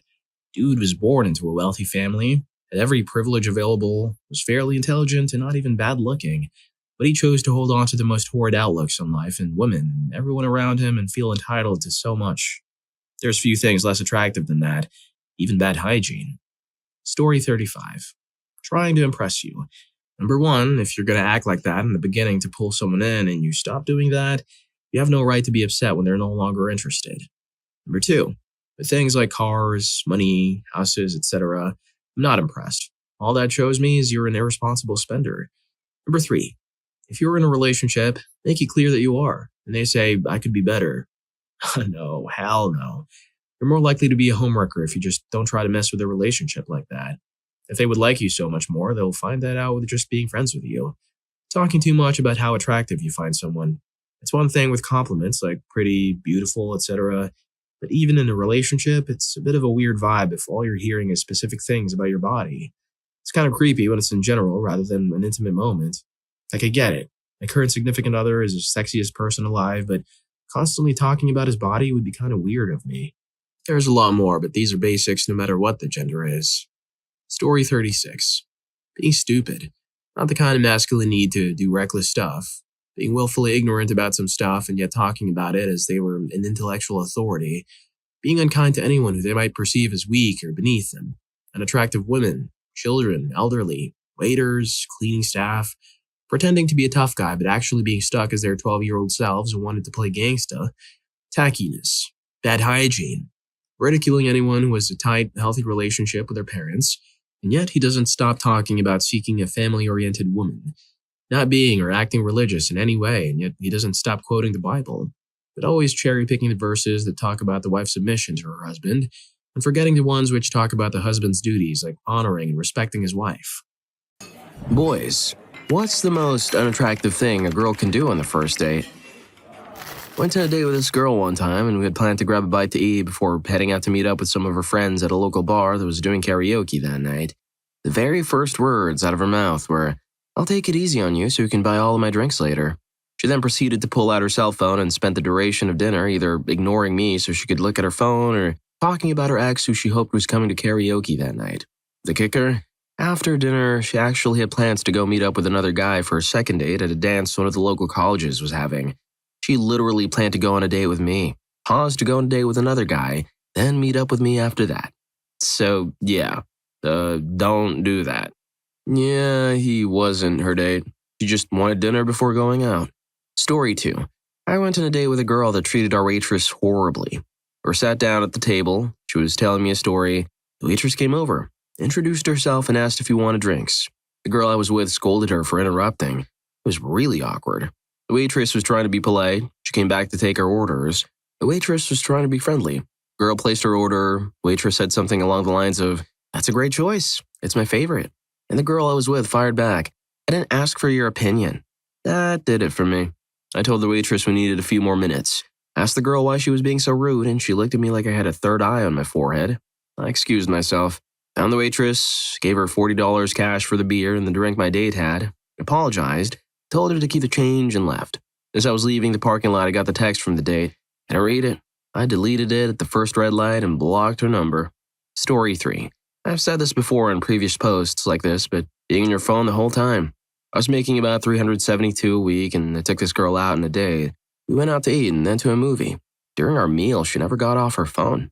Not once, not even while eating her food. The movie came next, and what do you know? She was on her phone during the movie. So I asked her who she was talking to, and she said to me, her ex. I said, okay, patiently. Waited about 5 minutes, got up and said I'm going to the bathroom and left her there. That was a ride home that night. I blocked her number and didn't think twice about it. That day cost me about half my paycheck. Story 4. Yell at the waitstaff. I went on a day where the woman instantly tore into the waitress for God only knows what reason. Then when the waitress left, she was like, "You cannot give that girl a tip. She's awful." Well, that crossed about a dozen lines for me right off the bat, so I called the waitress back over. When she arrives, I tell her that I'm sorry she was treated rudely. I gave her the $30 in my wallet that I was going to spend on dinner. My date is appalled and starts to get loud, and I tell her, "This date is over. I can either drive you home or you can get a cab." She opted for the ride home. It was a quiet ride till we got to her apartment, and she tells me she's never been so embarrassed in her life. That made me happy. Story 5. We had gone on a coffee date and a mini golf date, which both seemingly went very well. We were both smiling and laughing the whole time. A few days later, my dad gave me a pellet grill or smoker. I was excited to try it out.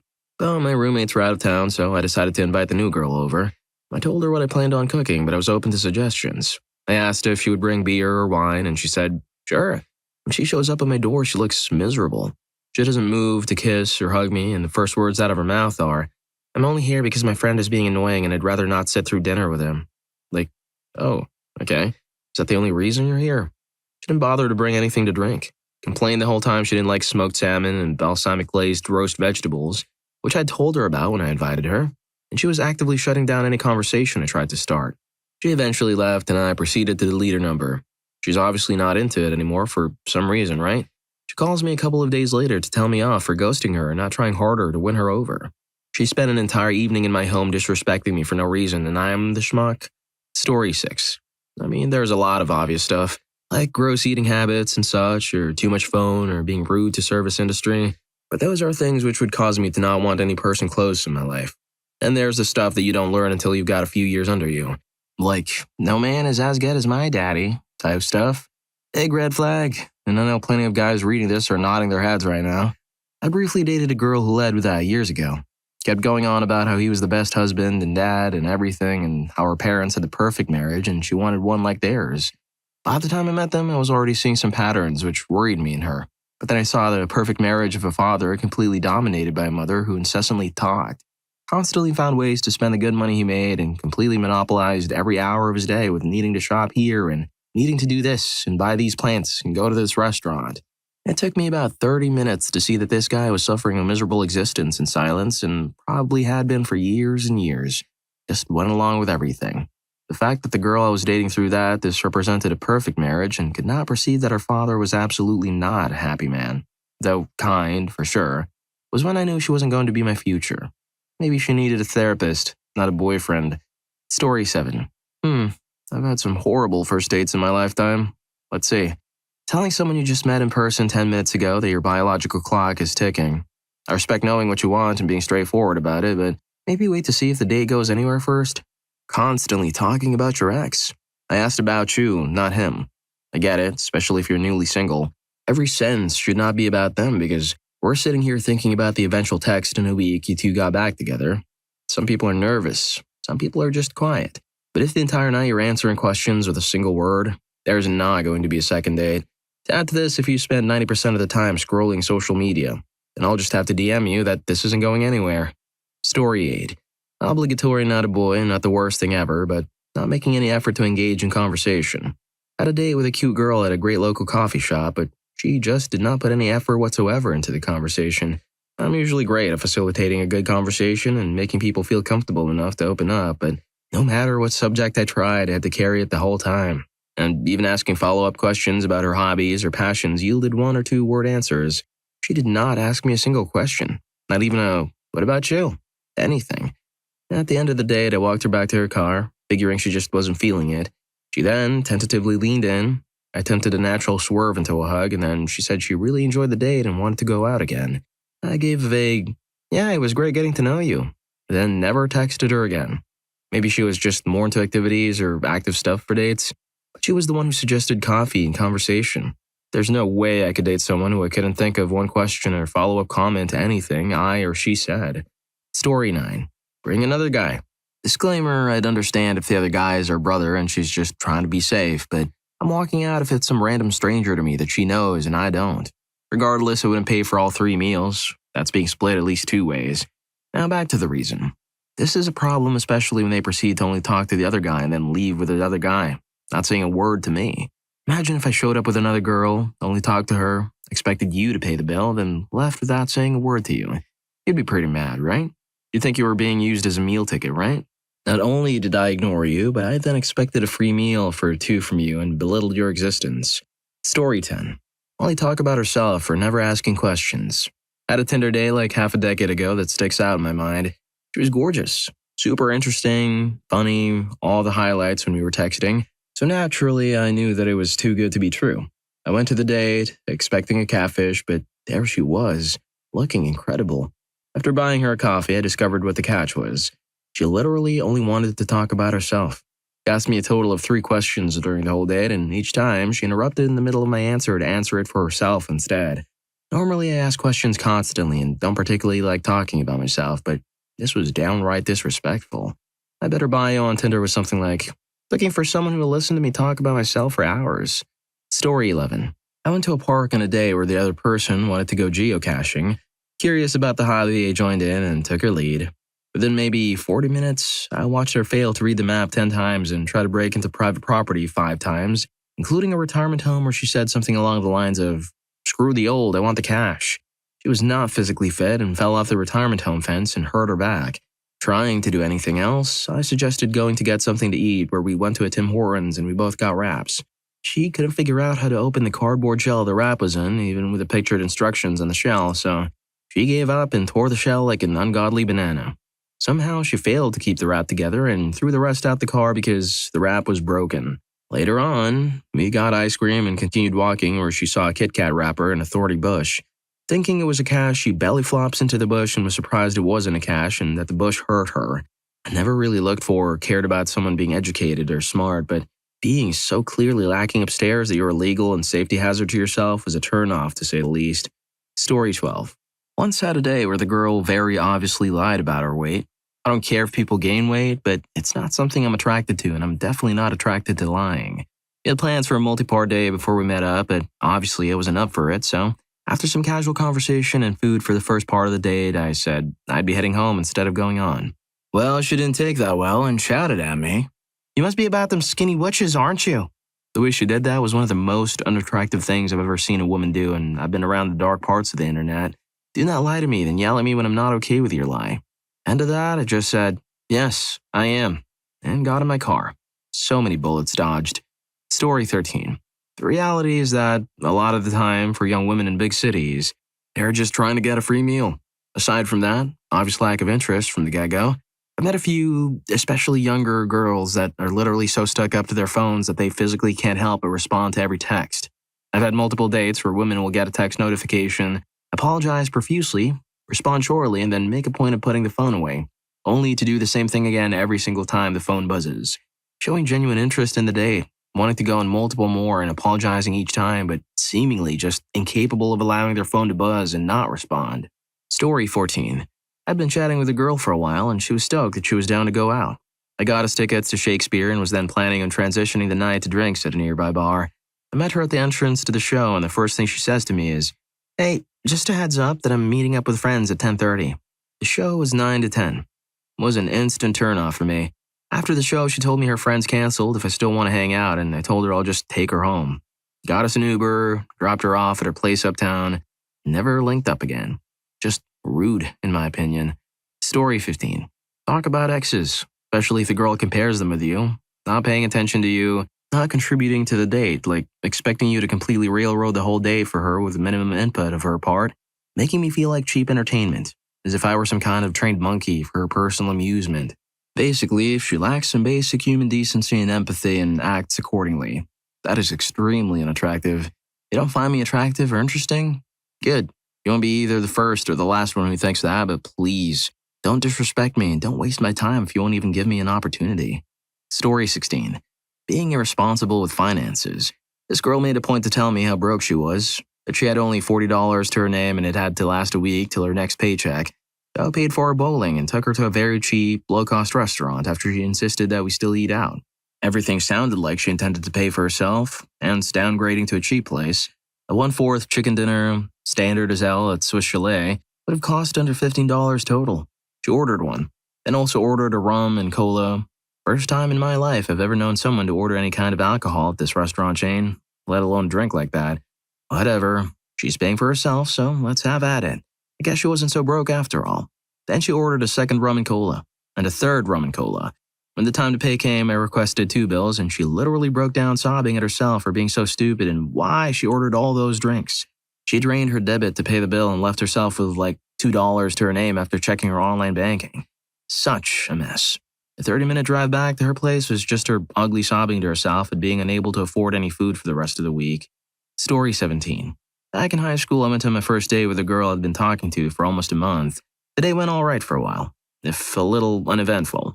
We played a card game at her place, went to a rec center and played billiards, destroyed her in Smash, till she realizes she's got to run errands and asks if I mind coming along. I don't mind, so I hop in her car. Can't remember how, but her mom ends up driving us around in her car with us in the back. The entire drive, she's freaking out and has a one-sided screaming match with her mom. Completely irrational, and despite both of our attempts, we don't manage to calm her down. I didn't have a ride of my own, so I'm marooned with her for a long while. She drives to CarMax, realizes she's late on her payment to her car, and freaks out and blames her mom for this. Doesn't elaborate on how this is her fault, just insists that it is. When the poor woman at the counter says there's a grace period, she calls her a liar. 3 more stops. 2 rides up and down the freeway, incessant yelling, Nightcore blaring in her speakers and refusing to turn it down or change the song, and really bad attempts at breaking the tension she created by showing me Instagram memes later. We're at Target and I'm utterly drained. She's picking out stuff to make slime, since that was a big thing at the time, and is trying to get me into it, and I just can't do this anymore. I'm tired in 3 different ways, and I just want it to hit. I don't even want to smash anymore, I just want to go home. Thankfully, I live pretty close to the Target, so once we got in the backseat again, I cut her off and just gave her mom directions back to my place to drop me off. She's visibly hurt, but I don't have it in me to give a crap. After trying 3 sets of instructions that her directionally challenged mom doesn't understand, we eventually make it home and exit the car with a rushed bye. Worst date I've been on is what made me cut contact with her. Story 18. Expecting me as the male to pay. Basically not offering to pay or never even making a fake motion like they're going to pay for themselves. To double down on that, if they don't thank me for paying, it is a big red flag. I have one exception to my own statement above. I went on a date with a girl one time who actually formally told me, very politely, that she was old school and that she expected the man to pay on the first date and just sort of ran that past me first. I can't fault someone for what they believe, especially in that case because as a man I want to pay on the first date as well. So we actually aligned in our beliefs. She was just upfront about it. Story 19. Bring her friends on a date. I went on a date with this girl and when we met up she was with her friend. She never told me she was bringing a friend, just did. She then said, "Can we just quickly go to Liverpool Central? Another friend is waiting for us." So we went to the train station and we met this friend, and so it was the 4 of us. It wasn't a double date or anything. It was me, her, and 2 of her friends. What the hell? What really angered me off is by the end of the date, it was barely a date since her friends were there, she had the audacity to say, "You're pretty quiet and didn't talk much. I don't think I'd want to go on a second date." What the actual crap? Don't bring your friends then. Obviously, I was quiet. I couldn't get to know her properly since she was just talking to her friends the entire time. She then had a go at me a few months later when she found out I had met someone else. She literally said she didn't want a second date and then gets mad when I meet someone new. She's an absolute schmuck. I can't stand girls like that. Story 20. Went on a date with a girl whom I met when she was a waitress serving at her work Christmas party. After about 45 minutes in, I already knew everything about her. Yet she knew nothing about me, nor had even asked. She was in essence a spoiled kid. Oceanside apartment paid for by daddy's money with luxury designer clothes whenever she wanted, thanks to his credit card and a whole list of expectations for a dream guy. Needed to be tall. I'm not. Needed to be athletic. Needed to be wealthy. Needed to be handsome. Needed to spoil her. Needed, basically, to be everything I wasn't. The nail in the coffin was the mention of her marital intentions. When she stated she'd not say yes to anybody ever unless the ring cost 15,000 plus pounds because it's what she deserved. My jaw almost hit the floor at this point, and I told her it was a no from me, on all fronts. I kept her around as a friend for a little while, being somebody who often tries to see the good in people, but when I ended up with my other half, she wouldn't leave me alone. It was so weird. Texts, calls, and all the while I couldn't help but laugh to myself about it. My own inflated ego wonders if I was genuinely the only man in existence to ever turn this girl down, being that she was so used to always getting what she wants.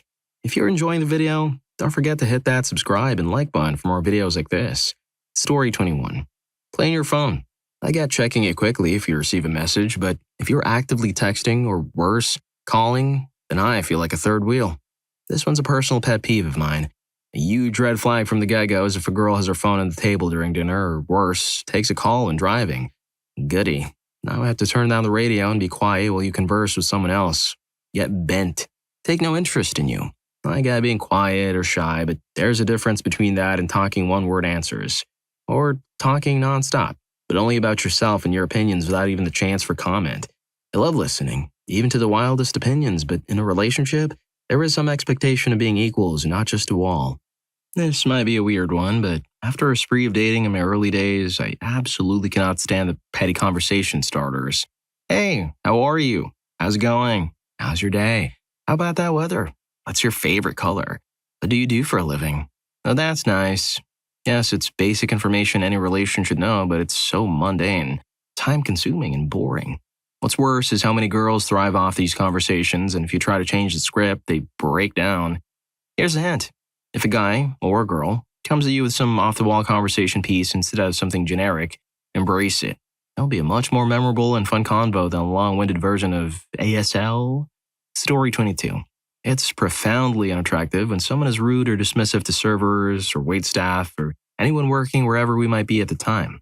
Not even just being rude, but if they don't treat the people providing a service to them like a human being, if they're not aware of their body and the space they occupy so that they cause problems for those around them. Generally, if they lack self-awareness and empathy in any glaring way. In my opinion, one of the quickest turnoffs there is, oh man, another one that really chaps my back is ridiculing any person for any reason. Like making fun of individuals with disabilities, making fun of a person's speech impediment, stuff that I wouldn't allow any of my friends or loved ones to get away with in my presence. Story 23. Play dumb. This goes beyond the first date, but actively trying to defer to stupidity is an immediate turnoff and has led me to end relationships. Being a woman is no reason to act like typically male-dominated tasks or knowledge is beyond the female brain.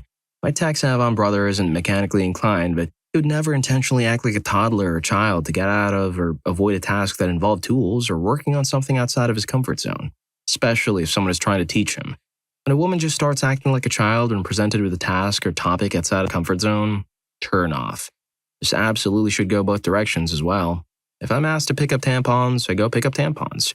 Never used one in my life, but I know the brand used in our household and I know there are different flows and types, and sometimes I'll go out on a limb and probe to find out who it's for and if a different type is wanted.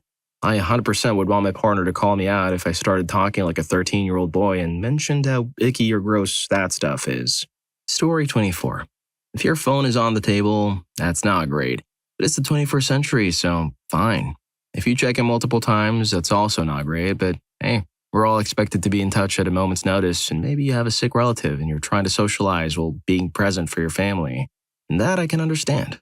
But if you check your phone in the middle of me saying something, then sit there and type a whole novel, then hey, not cool. Unless you're literally writing a novel and your editor needs some revisions ASAP. If, however, you dictate a text about how boring and ugly I am, fair enough. To some extent, we're all conditioned to be superficial and unfiltered. But if you don't laugh at any of my jokes, I'm leaving. I'll pay the bill, though, obviously. Story 25. I once went on a date with a girl I met online, and she was so disengaged because, as she put it, I've been having a hard day with work and family. No matter what I did, it was like playing tennis against the drapes. I tried to get her to line up long enough till I eventually said, "Excuse me a moment, I'm just gonna go to the bathroom." I casually walked out the door, past the window she was sitting at, didn't even notice me, got in my car and drove home. It wasn't until I got home, 45 minutes away, that I got a text from her about walking out. Used that to cut me away. Wasted my time and energy being interested in her when she acted like a lifeless corpse the whole time. So I'm going to go with not engaging in conversation at all. Story 26. I matched with a girl on Bumble. She had a great body and I earn well, so this might be the reason. She was into football and I was into cricket. We discussed about sports and the day was going amazing. She ordered more alcohol than she could handle. In the middle of the date, she took out her phone and started using Bumble to chat with her other matches. That was a huge turnoff for me. I asked to split the bill, but she said she will pay in full on the second date. I said okay and paid the bill. She was a bit intoxicated and wanted me to stay at her place, but I declined and booked the cab for me. As being a gentleman, I waited for her cab to come, dropped her off, and then went ahead with my life, and never spoke to her again. She tried reaching me once, but I didn't show interest. Story 27. Anyone who talks about how they're grinding constantly to save money for something can't date anyone, man or woman, who's grinding as a social media entrepreneur. To go from there, someone being an influencer almost immediately stops my interest. I've dated 2 girls with massive IG or TikTok followings, and it's exhausting just existing around them. Watching their mood literally flip on a dime because, this post didn't perform well. Do you think people don't like this color? Oh, my wrinkles by my eyes look so bad. Also, babe, we need to get the perfect selfie of us eating dinner, which takes 3 minutes to get, and all I want is to eat the damn food. Additionally, all these influencers just chase fame for the sake of it. One of my exes talked all this crap on the influencer was bigger, but when she met her, all of a sudden they were attached at the hip because she was chasing that cloud. So yeah, I stay away from influencers, streamers, and content creators. Story 28. The buzzword machine of why the world should revolve around her. So the gas company told me that I need to pay my bill, so I explained to them that their request for money is very triggering to me and that they're continuing to do so after I told them to stop is just an expression of a patriarchal system of oppression designed to keep people like me down. I told them to check their privilege and educate themselves because their behavior is classist, and then it tells me that they're going to cut off my gas supply. So I tell him that saying that to me is an act of gendered violence. He's literally stamping on babies right now. That's how evil he is. So anyway, that's why I asked you to come out with me today. I need you to pay my gas bill, and I need you to do it today because if you don't, they're going to cut off my supply. I deserve gas. Every other person gets to have a warm home, and not giving the same treatment is an example of favoritism and discrimination. You obviously have money, so you should pay my bill to do something for someone less fortunate. It's your moral obligation to pay my bill because your privilege is obviously so much better than mine. After all, look at you. Your race and gender, which means that you never had to struggle for anything. You're literally getting a free ride through life because of the likes of me, and you should pay for my bills to make up for that. Says the unemployed trust fund baby who gets a new car every year from daddy. Daddy is her boyfriend. You're just here because she needed someone to pay her gas bill. Story 29. I had a date back in the day in which the woman, who was a nice and attractive single mom, asked me if it was okay to bring her 6-year-old on the date because she had some babysitter snaffus. I thought, well, it isn't ideal, but okay, why not? I have kids and understand about the challenges with trying to put yourself out there while being a responsible parent. We met at the restaurant. She's cool. The kid's as cool as a kid can be. Curious and funny. He's big for a 6-year-old. We order our food. We chat pleasantly, the food comes, and we continue a very pleasant meal. As the food is winding down, the kid turns to his mom and says, "Mommy, I'm still hungry. Can I have some milk, please?" She says, "Okay, climb up."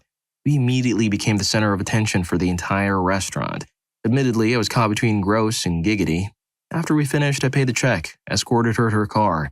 She offered me a kiss, but with the kid watching her from the front seat, I let it land on my cheek.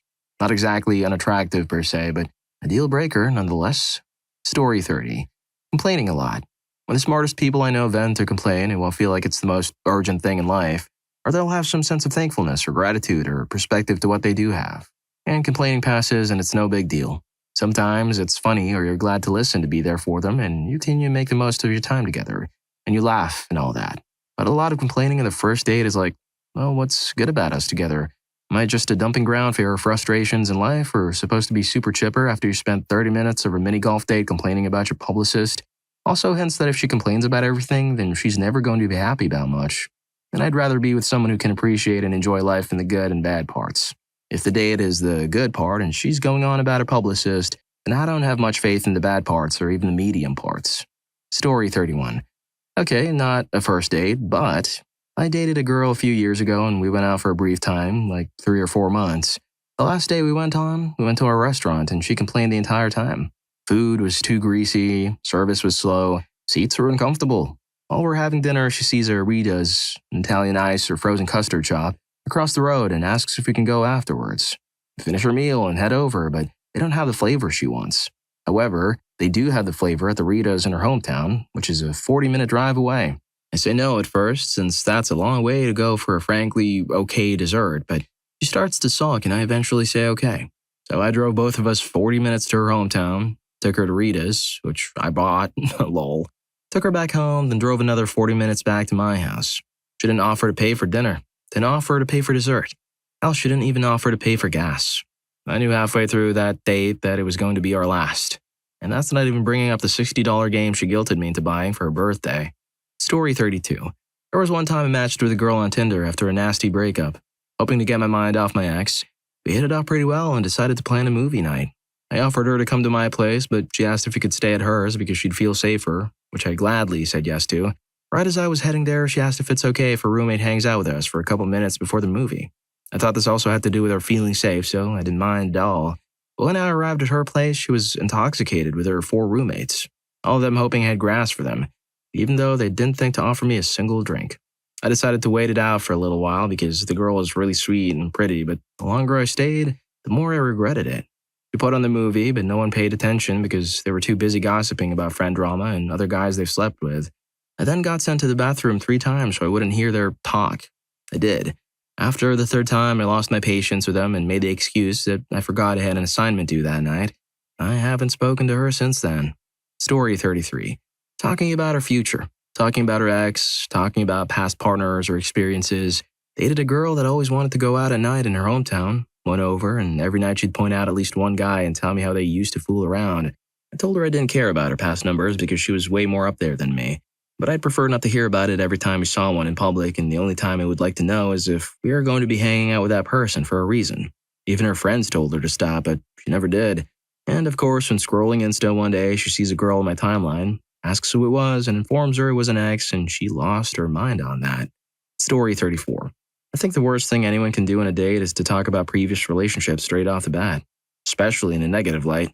We're here to get to know one another, not to air your dirty laundry. Establish dominance or play mind games. So when someone starts talking about their piece of crap ex who did this and that to her, how much of a schmuck they were, how poorly they treated her, but what a great car he had, how much money he made, how he paid all her bills. It's a most unattractive personality trait. I'll thank her for coming, pay my portion of the bill, and leave. But I'm not going to sit here and be an emotional sanitary product for you. You all know what happens to sanitary products. They get used, then get disposed of. Story 35. I feel guilty about this one just because I felt petty, but it was her first official date after a previous random night of talking. She's a perfectly nice girl, friendly and conversational enough to warrant a date or two. I offered to come cook a pretty normal dinner at her place and watch a movie or something. I make dinner. We get our plates and sit down, and then I quietly pause and sustain a minute-long internal scream, and she makes the most intense and disturbing mouth-eating sounds. I mean, the kind of sounds I've truly only heard animals make when the feed gets poured out. Flashing before my eyes were lots of difficult conversations about bringing it up and fighting and being insulting and such. It was only the 2nd time we had ever hung out, but I just kind of ghosted and did a half-minute text about it not being a good match after all. It's small, it's petty, it's curb-worthy minutiae, but I just didn't have the heart or patience for all the talking and explaining that would have to follow. I just kind of decided to be selfish and mulligan. Story 36. I went on a date once with a chick whose phone rang literally every few minutes. Her ringtone was a voice recording saying, "Phone call for Sarah," over and over. She said it was so cute because a friend had stolen her phone and recorded it. Every few minutes, "Phone call for Sarah," would blare out at high volume. It never turned down or even to vibrate. She answered about half, the other half she'd hit decline on. The one she answered, she'd chat for a few minutes, then hang up. Each call was brief enough that one wouldn't even have been especially rude, but it was around 8 calls she did take, and at least that many more she declined. When I had enough, I mouthed, "I'll get the check." While she was chatting away, I heard her say, "I think my date is over." And I turned back and nodded yes. Paid the bill and never went back to the table. Never heard from her again. Story 37. I don't know if you want my opinion because I'm not a guy, but I am bisexual and this is just my 2 cents. I find it extremely unattractive when the person makes it clear they want intimacy. I know, but look, this is the very first date. You're already willing to do all that with me when you barely even know me? That tells me a lot about you. It tells me that you were either just looking to fool around or that you're not looking for a serious relationship, maybe just a fling or something. I don't want to waste my time with that. When I date, I'm looking for potential marriage partners because I'm not going to waste my time investing in somebody when I know that we're just going to break up later down the line. That has never made sense to me. And even if she's not just wanting a fling, wanting intimacy in the first date gives me a big red flag that the relationship will probably be intimacy-driven as opposed to love-driven. It takes the relationship way too fast, and I don't know about you guys, but I prefer to build the foundation of love first before even thinking about treading into intimate territory. It just makes the relationship as a whole that much stronger. If you rush into it like that, there's a good chance it will fizzle because you didn't give yourself the time to get to know the person without the element of intimacy being present. Intimacy is supposed to be there to amplify what's already there. It's not supposed to be the glue that holds the relationship together. Story 38. There was one girl I went out with who spent half the day complaining that she'd only met losers on dating apps. Spoiler, we'd met on an app. Even if we hadn't met up on an app, it was a massive turnoff for me and said a lot about our character. Like, I got dating is frustrating, but just move on and don't waste the energy getting worked up about crappy people or judging others. Surely you have better things to do than waste your energy on that nonsense. Otherwise, it's stuff everyone else is mentioning. Being on the phone, talking excessively about exes, not putting any effort to get to know me, etc. Basically, don't be rude or fake. That's it. I'm way more attracted to someone who's comfortable being themselves than someone who puts on a show trying to be liked. Story 39. Drinking all of my roommate's beer and smoking a ton of my grass while looking almost nothing like dating app pics come to mind. Like, what the hell? She even called me a dream man right there to my face and started pawing at me like a cat.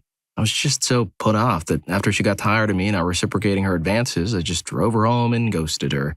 I'm not a man that can afford to be picky either, to be honest. I'm basically perpetually single.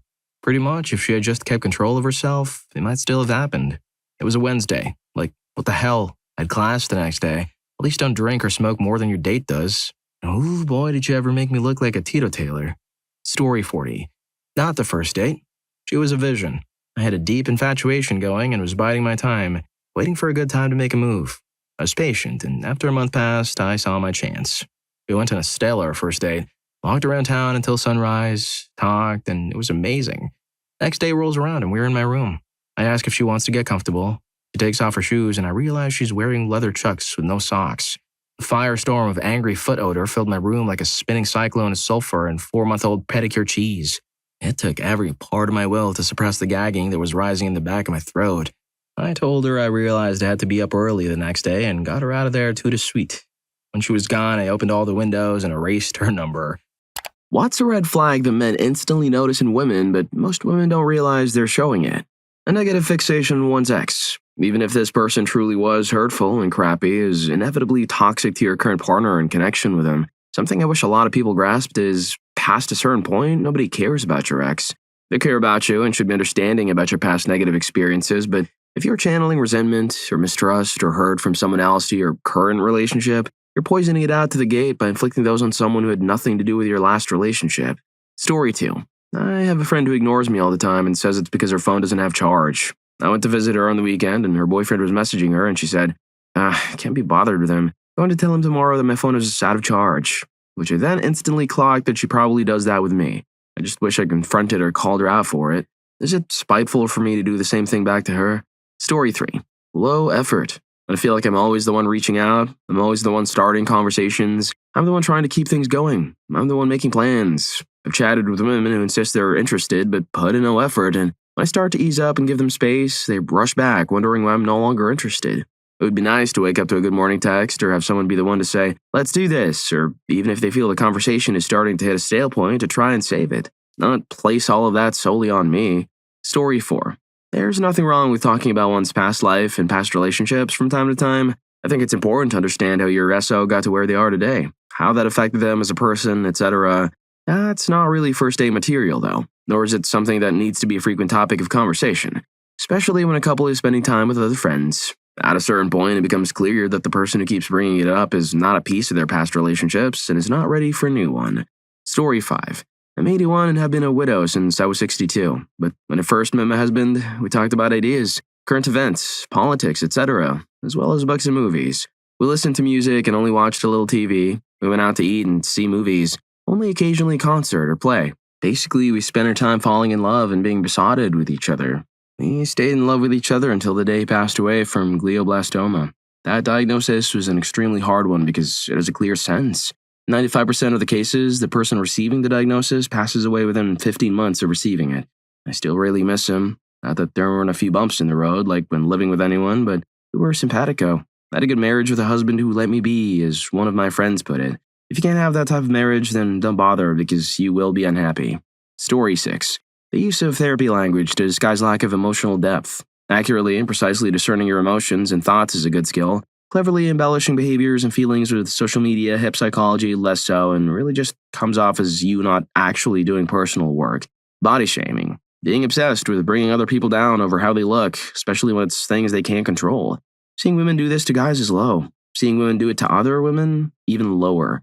Making fun of their partner in front of people. No idea why this is so common. It's not cute or funny and just makes you look like you hate each other behind closed doors. Story 7. Not offering to pay for anything. I always expect to pay for dates and rarely would let a date pay for anything, but the expectation that they'll pay for nothing ever is a red flag. One of my favorite memories of my wife and I while dating was when we wanted to go out on a date, but I didn't have any money as it was between paydays. She smiled and said she'd gladly take me out and pay. That was the best pizza I'd ever had. That was 14 years ago, and to this day, she's still a kind and sweet person that is always willing to meet you where you are and go together through anything. Story 8. This goes for both men and women. Not having friends of the same gender. Very generally speaking, men are better at spotting toxicity in other men, and women are better at spotting toxicity in other women. If they can't or won't maintain positive relationships with peers of the same gender, there's probably a reason. There's obviously exceptions to be had here, but the general rule still holds. If you meet a woman who claims to be one of the boys and claims she likes hanging out with guys because other women are too dramatic, spoilers, she's the one causing drama. Story 9. Demanding long-term commitments before there's really an established relationship. Like if you're telling me exactly how many kids you want and coercing me to agree in one of our first dates, you've gone way too far ahead of where we are now. We're supposed to be enjoying each other's company and finding common experiences. Goals and aspirations should come up organically. This type of behavior tells me that you're feeling pressed and are in turn putting that pressure on a potential mate. It's high-strung and neurotic and it's going to lead to additional stress. They don't want to waste more time because they've had relationships in the past that they'd put hope in and feel scorned because they think their exes didn't have the same long-term goals. So now, they're compelled to get more thoroughly upfront. But the truth is that their exes may have been open to kids, but were too pressured and stressed out to not be able to progress in the same timeline that she demanded. Story 10. One red flag that men might notice in women, which many women may not realize they are displaying, is a tendency to be overly critical or negative, especially about themselves or others. This can manifest as constant self-deprecation, gossiping, or a pessimistic outlook on life. While some may see it as being honest or relatable, it can come across as a lack of confidence or a negative mindset, which can be off-putting in a relationship. Recognizing and addressing this tendency can help foster a more positive and supportive dynamic. Story 11. Number 1, acting stupid or low IQ because that's apparently what hot girls do. Number 2, wear excessive makeup or have plastic surgery. Number 3, have designer everything. It's overpriced garbage and means you have a spending problem. Number 4, constant drama. The car that cut you off on your way to work isn't an interesting story. Nobody gives a crap. Number 5, talks badly about exes. Even if they didn't work out, they were still part of your life. Number 6, when they test you. Number 7, lack of accountability. If you made a mistake, that's fine. We can talk it out, but don't turn it around and make it my fault. Number 8, overly secretive. Phone down, holds her phone in a way to hide her screen, puts laptop on do not disturb when you're watching something together. Number 9, social media fixation. Story 12, caring too much about their appearance. I get it, you want to look nice, but can we see your real face once in a while? I'm a married dude, and the only thing I really liked about my now wife when I met her was that she wore no makeup whatsoever. When we started dating, she would wear a bit of lipstick on occasion, but rarely. Even back then, when going out with other people, I was never truly comfortable looking at women up close and realizing I was looking at a mask of several layers of makeup. They may look great at 2 feet or more, but not closer than that. Same with heels. Save them for special occasions, if at all. The concept seems medieval to me. I have no idea how many other dudes subscribe to this idea, though. Story 13. Not respecting or valuing your time. If she's constantly late or cancels last minute or acts like you were in the wrong for not calling or texting to clarify your already arranged plans, so she didn't get ready for them. If a plan is made, unless one of us has to rearrange, etc., there's no reason to clarify things. It should be expected to maintain our schedule, and if something comes up with you, the onus is on you to inform the other party as swiftly as possible. Time is our most precious resource in life, so please don't regard yours as any more important than mine. There's so many other things I could do other than getting ready or sitting around waiting. People have friends outside of their relationship, family, hobbies, and interests. Let them live and not be beholden to you. And this goes for all genders and orientations across the spectrum. Story 14. Most of these are psychological, and to preface, most of these things are not even her fault, necessarily.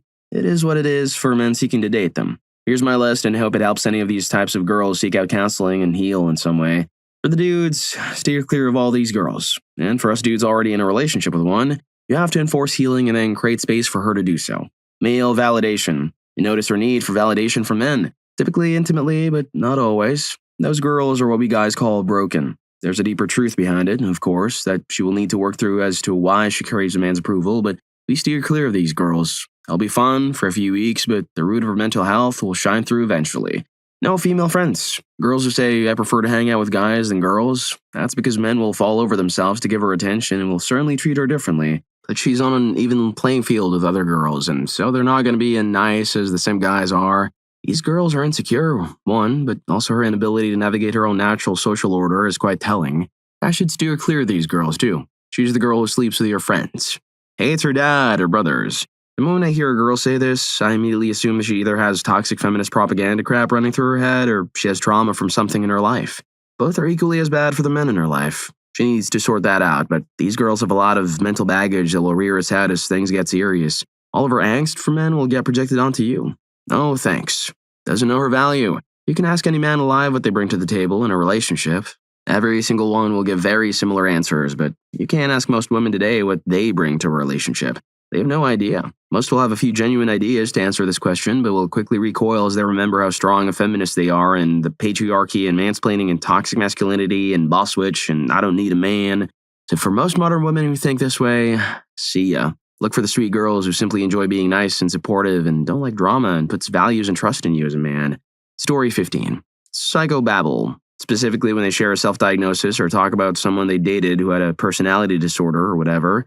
Bonus points if they say their therapist told them so. Down the line, they'll either blame bad behavior in their disability or they'll diagnose you with a personality disorder when you say or do something they don't like, and it's all based on whatever they watched or read on social media. I used to work in a public conservator's office. Part of my job was investigating referrals for a conservatorship.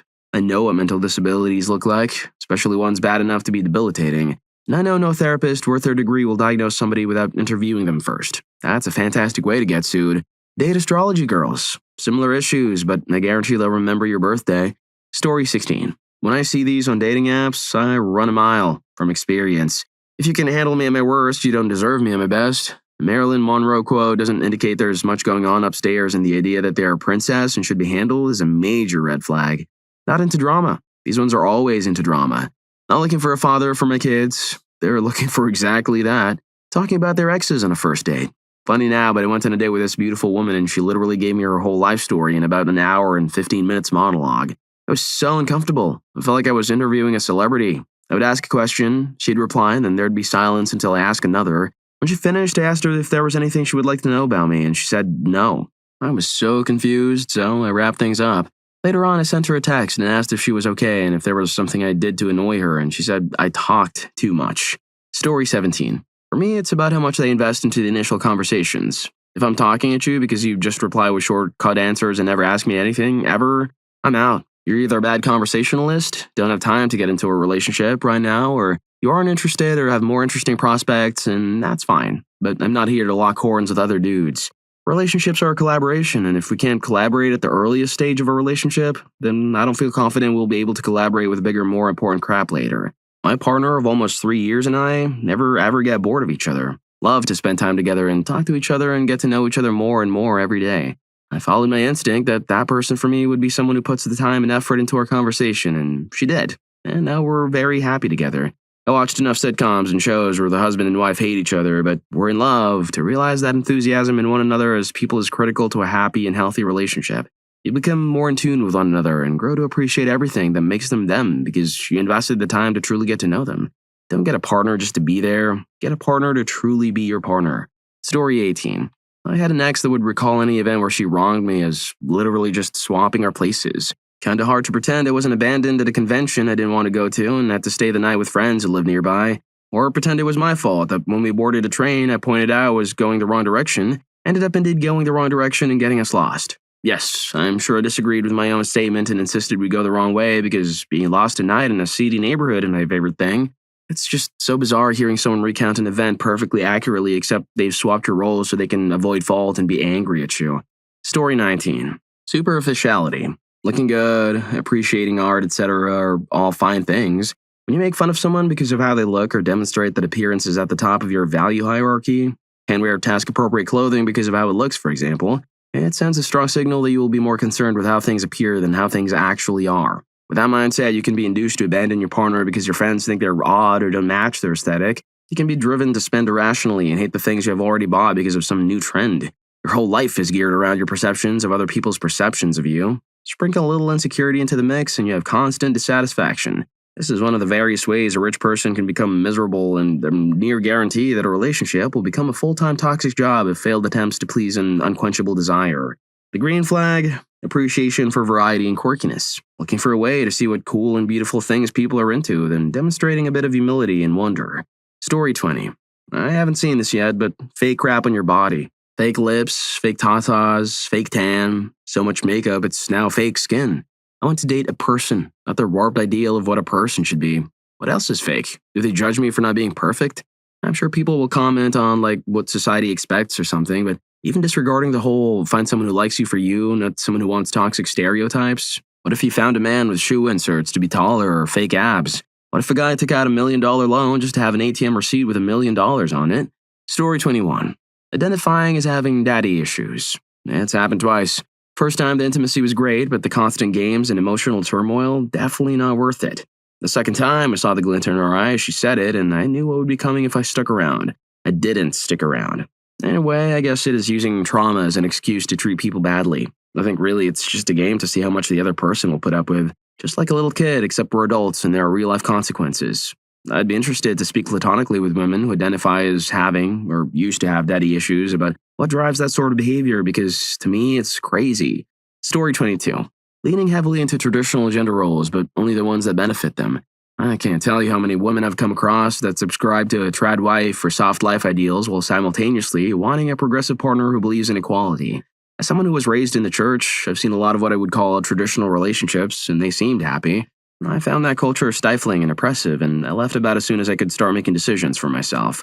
I adopted much more progressive, egalitarian ideals as an adult, but it's pretty frustrating to me that so many women who profess to hold these same ideals cling so tightly to traditional gender roles that benefit them. They expect the men of their lives to pay for everything, often even expecting to be a stay-at-home spouse without children that barely lifts a finger. I'm sorry, you gotta choose. The sort of man who believes in those traditional gender roles is not the sort of man who believes in equality, and the sort of man who believes in equality expects it in return. You don't get to pick and choose between conflicting ideologies. Story 23. Women who see other women as enemies or potential competition. They frequently buy into a lot of anti-feminist nonsense and generally just toxic to be around. My ex was like this. She's actually a really sweet person in general, but she just could not be around other women, and by extension, neither could I. My favorite example of this is we were playing the celebs you find attractive game. Basically, who you get a pass for if the situation presents itself. I honestly didn't have a celeb crush at all, so I just said Flo from the insurance commercials. For months, she wouldn't stop asking me what it was about Flo. She had to know what she lacked that Flo had. For Christ's sake, it was a joke. Story 24. How materialistic they are. Not all by any means, and men can be too, but more to the ritual, the emotional connections, and when a woman says she's the same but starts talking about all the expensive things she needs from me, and phrasing it along the lines of, I can possibly settle for a ring less than $10,000. I'm out. It's not about the stuff, but what it symbolizes, and a gumball machine ring can have as much, if not more than that, 20,000 plus ring. Not against an expensive ring, other than when I'm told the more expensive, the more it symbolizes. You can apply that to more than a ring. And yes, I have a lot of stuff, so I'm not against owning stuff as much as placing limits in our relationship based on a price tag. Story 25. Honestly, I will say entitlement and self-esteem issues. I'm a fairly well-known public figure where I live. The first red flags I deal with usually have to do with how women perceive me. Number 1, feeling entitled to what I have and what I can do for them. Number 2, trying to take jabs at my public profile or make jokes at my expense regarding my achievements. Never let it go past the first day if I encounter either one of these red flags. I ask you out because I like you and want to get to know who you are, not because I owe you anything. And if you need to break me down, even subtly, in order to feel comfortable around me, that probably says a lot about your insecurities and we're probably not a good match. My uncle warned me about that. A man can only climb as high as his woman allows him. She will either support you and inspire you to do more and feel threatened by your potential and try to sabotage you. Pick carefully, fellas. Story 26. Bringing up their past traumas or experiences to justify today's negative behavior. If they acknowledge it to apologize, that's one thing, but if they justify why they acted or reacted the way they did because of an older experience, it shows a huge lack of willingness to take accountability and grow. If they have a behavior they know isn't good or toxic and repeatedly do it anyway, then attribute it to a past situation or someone else, partner or parent, essentially teaching them that behavior. Be super aware of broken promises and make sure to set strict boundaries for yourself. I've had relationships where girls are jealous and show unhealthy trust issues. Then they blame snooping or feeling insecure or making a comment on past partners being untrustworthy or their partners having anger issues. If you're enjoying the video, don't forget to hit that subscribe and like button for more videos like this. Story 27. The inability to ever admit they're wrong or did something wrong and then apologize for it. It shows lack of accountability, which makes personal growth nearly impossible. Any communication about their flaws then becomes nothing but deflection and denial. If you can't discuss your issues, you cannot move past them. The first step in personal growth is admitting that change is needed. If you lie to yourself that you're perfect and never need to change, you never grow. Story 28. If every prior relationship you were in was all the guy's fault and to take no accountability for your part in the relationship failing, I'm getting sussed out. 1 or 2 boyfriends? Sure, I get it. Crappy people.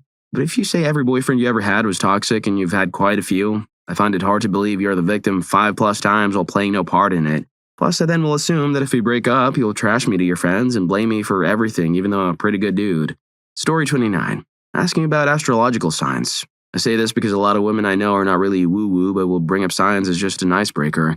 The problem is that once you mention astrology, I stop participating in the date and I start trying to ascertain whether or not you actually believe in astrology. It came up at a party and the split between the guys and gals was pretty stark. Most of the women didn't care much whether a potential date actually believed in horoscopes, and most of the men said it was a tremendous turnoff or a complete deal breaker. Now, obviously, if you are way into astrology and need a partner to be cool with that, then this might be the first thing to go to and save everybody's time. Story 30. You know how women always say men don't share, or do we talk about random stuff? We know a great deal about our friends, and a red flag in most women for me is the willingness to talk like that, or rather, the willingness to share what they are doing. For example, if someone asks me what I'm doing at any time, I can usually say, take the train home, watching some TikTok, chatting, relaxing. What about you? 9 times out of 10, the reply is nothing. Great, and then it inevitably spirals. Suppose I've known you for over a month, but know nothing about how you live, your family, your friends. That's a massive red flag. Share information without requiring me to drag it out like pulling my teeth in a back alley. If I ask a bro what he's doing, there's a 10 out of 10 chance he's sending me a picture with an explanation, maybe even asking me for help. Only one girl I've ever known was like that, and she moved away when we were in high school. Story 31. Making excuses for horrendous communication habits. No, you're not bad at texting. No, you're not busy for weeks. No, you're not bogged down with so many things to respond to a hello. You don't want to talk, and you aren't actively communicating that to me. If you don't want to talk and aren't interested, that's okay, but don't start making excuses for it and leading me on into thinking you're still interested or you're trying your best when you're very clearly not. I had a friend who did this to me. I called her out on it and she said, well, you could have triple texted, after she didn't respond to my text from weeks ago and said, I'm bad at communicating. Just not worth the time and effort to chase people around to communicate. Do basic communication 101 and guys will greatly appreciate it. Story 32. What I consider a red flag has changed over time. I used to have the I'll fix it because I'm the hero of my own story complex. I gravitated towards women with kids whose baby daddy abandoned them or treated them like crap. They were green flags because I knew how to make things better. I had a lot of bad experiences with that. I did eventually get lucky. I met a woman 27 years ago with 2 kids who really needed a good man in their life. She knew the mistakes that she had made in her first marriage, owned them, and set about making herself better. We're still together, and I don't regret it. Yes, we've both made plenty of mistakes, but we admit it. But if I was a single man in the market today, I'd be so horrified I'd probably stay single forever. So many women, and men too, to be fair, but you asked about women, in today's world have never done a single thing wrong in their opinion despite a plethora of failed relationships. They tell you about their life and you can see the things they've done, but they always have an excuse. They're always the victim. Major red flags these days. I want to add this. I know there are still good women out there, but they are so few and far between that it wouldn't be worth the effort to find them if I became single at my age. Story 33. A woman who acts emotionally hurt by simple conversational topics as if you were intentionally trying to inflict pain, and why shouldn't you already know what their triggers are? I wish I could say I only fell in for that once, but it took at least 10 times for me to realize that this is the worst red flag ever. Meaning that no matter what you do to compensate or prove that it was never your intention to hurt them, it will never be enough for them to forgive you. It was, however, always their intention to take your innocuous question or assumption about anything to do with something personal and make you feel terrible for bringing the topic up in the first place, so that you're always off balance and attempting to make up for some perceived pain that you have caused them by having the nerve to not know what exactly and entirely their history is and every one of their triggers just by being in their company. Story 34. The biggest one for me is not so much hearing about their exes, but what is said. I've been on several dates where ladies start talking about the restraining order they have in their ex. I never ruled them out over it. In fact, my current wife had to get one in her ex-husband. Where they lose me is when I start hearing context. For example, She has restraining orders and several exes. Several exes have restraining orders on her. Another that was sad was that the ex physically harmed her. She had him put in jail, got a restraining order, yet got back together with him. Turns out she had also physically harmed him and had also had police called on her. Several times. I'll pass, thank you. By the way, she went full on psycho when I politely told her I had fun but was going a different direction, and was one of just a few ladies I dated that had to be blocked on all my forms of communication. I should say, she was gorgeous. I guess some guys will date crazy or hot. Not me. Attractive is a dime a dozen. It's not worth crazy. Listen up, guys, I'm serious. I would never hold someone being harmed against that person. Where I start running is when it's a pattern of cruelty or restraining orders. Don't care if he's rich, beautiful, and everything else. I'm out. Another, from when I was single, was a ridiculous list of requirements listed online. I'm 5'11", many ladies say 6, 6'1", 3, 4, 5, blah blah blah. I had ladies reaching out to me repeatedly wanting to chat or meet, but their list of criteria clearly says I don't make the cut, for one reason or another. Often very petty or insane reasons. I would turn them down left and right, even had several update their lists. One even tried putting up a new profile months later, thinking I would forget. Anyone who has a ridiculous list of crazy, nutty, or unrealistic demands is not for me. I was looking for a sincere relationship. I kept my mind open and ended up meeting my wife. And now I have the best marriage I could ever imagine. Dating should not be shopping for a match on paper. It should be meeting new people, looking for something you never found, something unique. Story 35. When you judge me for things I enjoy, it makes life, which is already miserable enough, even worse. You're trying to make me feel bad or unworthy today just because I find some kind of joy in this awful world. Mind you, this is within reason. If I nerd out about nuclear bombs and the timeline of ICBMs, it's understandable if it's not your cup of tea. I'm not saying every esoteric subject has to be interesting to you, but if I mention I like to play games and you look like you just ate a lemon, yeah, no. I don't want to feel like being myself is a minefield I need to navigate with you. Thankfully, I'm 14 years married, but I don't miss the dating game of feeling like I have to pretend to be someone else who doesn't like the things I like because it's not attractive. If me being myself is a problem, that's a red flag for me. Story 36. Women have the same complaints, but men often take their own common behaviors for granted. These include emotional maturity, narcissism, egocentrism, lack of reciprocity or respect, entitlement, assuming they have only the valid emotions in the room, stating judgments or opinions as fact, emotional hijacking, claiming that the definition of mansplaining is actually men's historical experience of conversations with women, delegating service roles to men as providers while selectively choosing roles that suit themselves, e.g. managing the house, plans, partner, finances. Both genders blame the other for these behaviors, but since they aren't often dating their peers, they don't notice it. The performance of these toxic behaviors is also culturally normalized based on gender, which means this conversation basically never ends. Story 37. If her friends have any control over her social media, that's a red flag. Once talked to a girl whose friend was logged into her social media on her phone. I never asked why, but later found out she hooks up with people on a dating app when she travels. Lets her friend have access to her social media in case she goes missing or something. This raises a serious question. Maybe you shouldn't be sleeping with random people when you have no idea if you're compromising your safety, especially in an unfamiliar city. I later found out she's a bit of a psychopath. Her friends apparently tell her how to feel and what to think, as she would lash out or act wildly if not calmed by them. Either of these situations alone would be awful enough, but to have two massive negative outcomes stemming from the same initial red flag is particularly concerning. Story 38. Biggest red flag? Women who are turned on by bad boys and get the ick from nice guys. This is more common than you think. It's the biggest red flag of them all. Let me explain. Groucho Marx's most famous joke is, "I never want to be a member of a club that would have me as a member." It's a cracking joke because it's funny, but it also hints at a deep underlying truth. For women that are interested in bad boys, what they're really interested in is guys that would never be interested in them. They actually prefer players, guys that might just sleep with them and then never call them. The underlying factor is that they deem these guys very high value. They regard the men that actually love them as low value because they see themselves as low value. If they see themselves as low value, they simply cannot respect any man that loves them. These women are essentially always going to be unhappy. They're not suited for relationships. They are only excited by emotionally detached partners and will waste decades in situationships and crushing on guys that are not remotely interested, or are only interested in a casual side of things, or simply want a bit of intimacy now and then.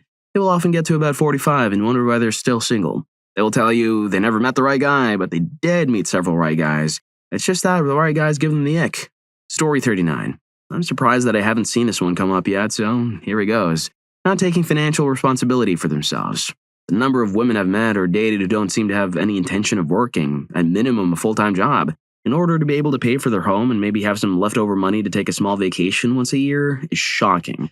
I suspect, and I could be wrong here, that way too many women have duped into the princess mindset that someone will come along and take care of them. Most of these women I'm referring to do pay for their day-to-day items like food and rent, but all of them have zero ability to buy a home and zero intention of ever trying to buy one. Yes, I know the real estate market can be crazy, but that's not an excuse to not work hard and earn for yourself. I made a very conscious choice in my early 20s to work as much as I could instead of traveling so that I could provide for myself and have some financial security in the future. When I talk to the women I'm referring to about this type of stuff, it's so surprising how none of them seem to even care about financial security or their future finances, let alone that they'll always be at the mercy of their landlord for the rest of their lives, until someone who has worked comes along and provides for them. They will spend so much money on clothes and yoga retreats and healing oils and meditative practices and dogs, but do nothing to provide for themselves and their future. I don't personally know any women who have purchased a home on their own, yet I do know a lot of men who have purchased their homes. Basically, it seems like some women find excuses to justify not having to work very much or make sacrifices. With all that said, I know for sure that there are women out there who do work hard and do own their homes and provide for themselves. I just haven't dated any of them. I also know that there are lots of men who also fit into this financial irresponsibility. Story 40. I'm gay, so I don't really know that well, but I do know of all the girlfriends my brother ever brought home. The ones that were overly affectionate immediately piqued my mom and grandmother's spider sense. He always liked his girlfriends that didn't put up with his crap. They called him out on things, put him in the doghouse when he deserved it, and had good manners. The girlfriends that would rub your shoulders at dinner or insist on holding hands when out as a family, etc. Needed to be destroyed, in their opinion. According to what I learned, this all seemed a little performative, and the older women in my family would always tell my brother to snoop through their phones, and bam! He always somehow ended up catching them messaging other guys or talking crap about him to their friends. There's an appropriate level of affection for the public and around family and friends, but the girls who bat their eyelashes and giggle and blush and cause no conflict are freaking playing you, bruh. If a girl actually likes you, she'll challenge you and be honest and hold herself to higher standards. Story 41. My assumption is that we're talking about heteronormative dating with the intent of a longer relationship or friendship. There are some of the red flags that I learned the hard way before ending up in a loving, nurturing marriage. I've experienced every one of these red flags in my own skin, and I wish my father or mentor had given me these watch-outs earlier in life. The bottom line is to remember you are not here to fix anyone. Lack of gratitude.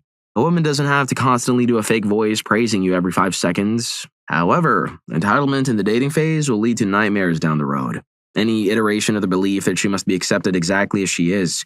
Lack of discipline with appearance, substance misuse, or fitness. Obsessive behavior in any direction is exhausting to deal with, and it is not possible to work through it without the subject of seeking professional help. Zealous support of street work and or exaggerated intimate proclivity. This one can be worked around depending on the situation. However, it is a massive undertaking with a very narrow margin for success. You will most likely get burned. Watered down, reactionary feminism in the same boat as SJW. This one is difficult to explain in a post, so I'll defer to the if you know of being in these types of relationships or friendships. There are, of course, more warning signals, but I've stuck to those that will be very difficult, if not impossible, to work through. Story 42. Are you talking about in general or in relationships? The answer for me would be the same red flags that you notice in men who don't realize they're showing it. I don't think this is a gender issue, but a character flaw. The opposite of this, I think, is being self-aware. We humans tend to put people into general groups to help us deal with them better. If you're looking for red flags instantly when you meet someone, you will find them. We all have positives and negatives. It may be better to treat each woman or man as a brand new individual without the baggage of the past. We're all just people. So look for positives first and you will find them. Then the red flag will become something more tolerable because you really like the person and you may be able to discuss the red flags you notice directly with the person. I'm sorry for the ramblings, but I think we all need to be a little more positive and tolerant nowadays. Story 43. For me personally, I have the following turnoffs. I think a lot of guys also share my points, but they articulate them in shallow and reductive points like gold digger, slutty, loyal, not fit, acting a certain way, etc. I personally hate the manosphere descriptions of gold digger types because it's quite reductive to women and the single dimensionalities are disrespectful to both men and women. Here's what I judge based on. A lack of personal and character depth that reveals itself through the lack of conversational ability in the topics we cover. It's not about having hobbies to talk about, but being thoughtful and being able to see beyond the surface level qualities. Having the same talking points as any rando off the street is a huge turnoff. I'd rather talk about the meta aspect of social movements or something more interesting where there's well-reasoned perspectives for deviating from mainstream. What I like to call $1,000 a month faces. Lashes, nails, cut or collared hair, high-end designer everything. There's a balance here though. Too many women I meet place a disproportionate effort in appearance. If they are a professional or the professional look is necessary for them to earn their keep, it's not a big deal, but I've met way too many minimum wage girls that are placing all their money into appearances, and that's a huge turnoff because of the lack of ability to allocate money into decent priorities. Junk food diets or lifestyle. I want her to be both healthy and sexy, and proud, and I want to be the same for her. That's not happening with a lifestyle of sitting around, eating chips, and watching TV. For balance, I sit around all day, but at least I hit various goals for exercise and diet most days. I'm looking for general discipline with life. They will serve both of us well. It's not about what she does, but about what her health span trajectory looks like. Obsessiveness with how she presents to the world. The house has to look a certain way. We need to be in certain neighborhoods. We need to be able to show up on social media with a certain look. Gotta drive luxury cars, etc. I love the woman that can gussy up for the occasion, but is more rooted in the pragmatic realities of life. Shows up ready to work, not present as some power couple or arm candy. The lack of competence. She should know how to live, pay bills, manage her belongings, fix things, or know who to call. We're talking basic stuff like taking one's car to the mechanic for maintenance and stuff like that. Life drama. If she has baby daddy problems, crappy friends, etc., her judgment for people's character or situations is badly off and is going to likely be a lifetime of pain she brings in from other terrible people. Being man-centered. If she's trying to appease me and who I am and my guy things, I'm not interested in having a life assistant. I'm interested in someone with her own life, interests, ambitions, etc.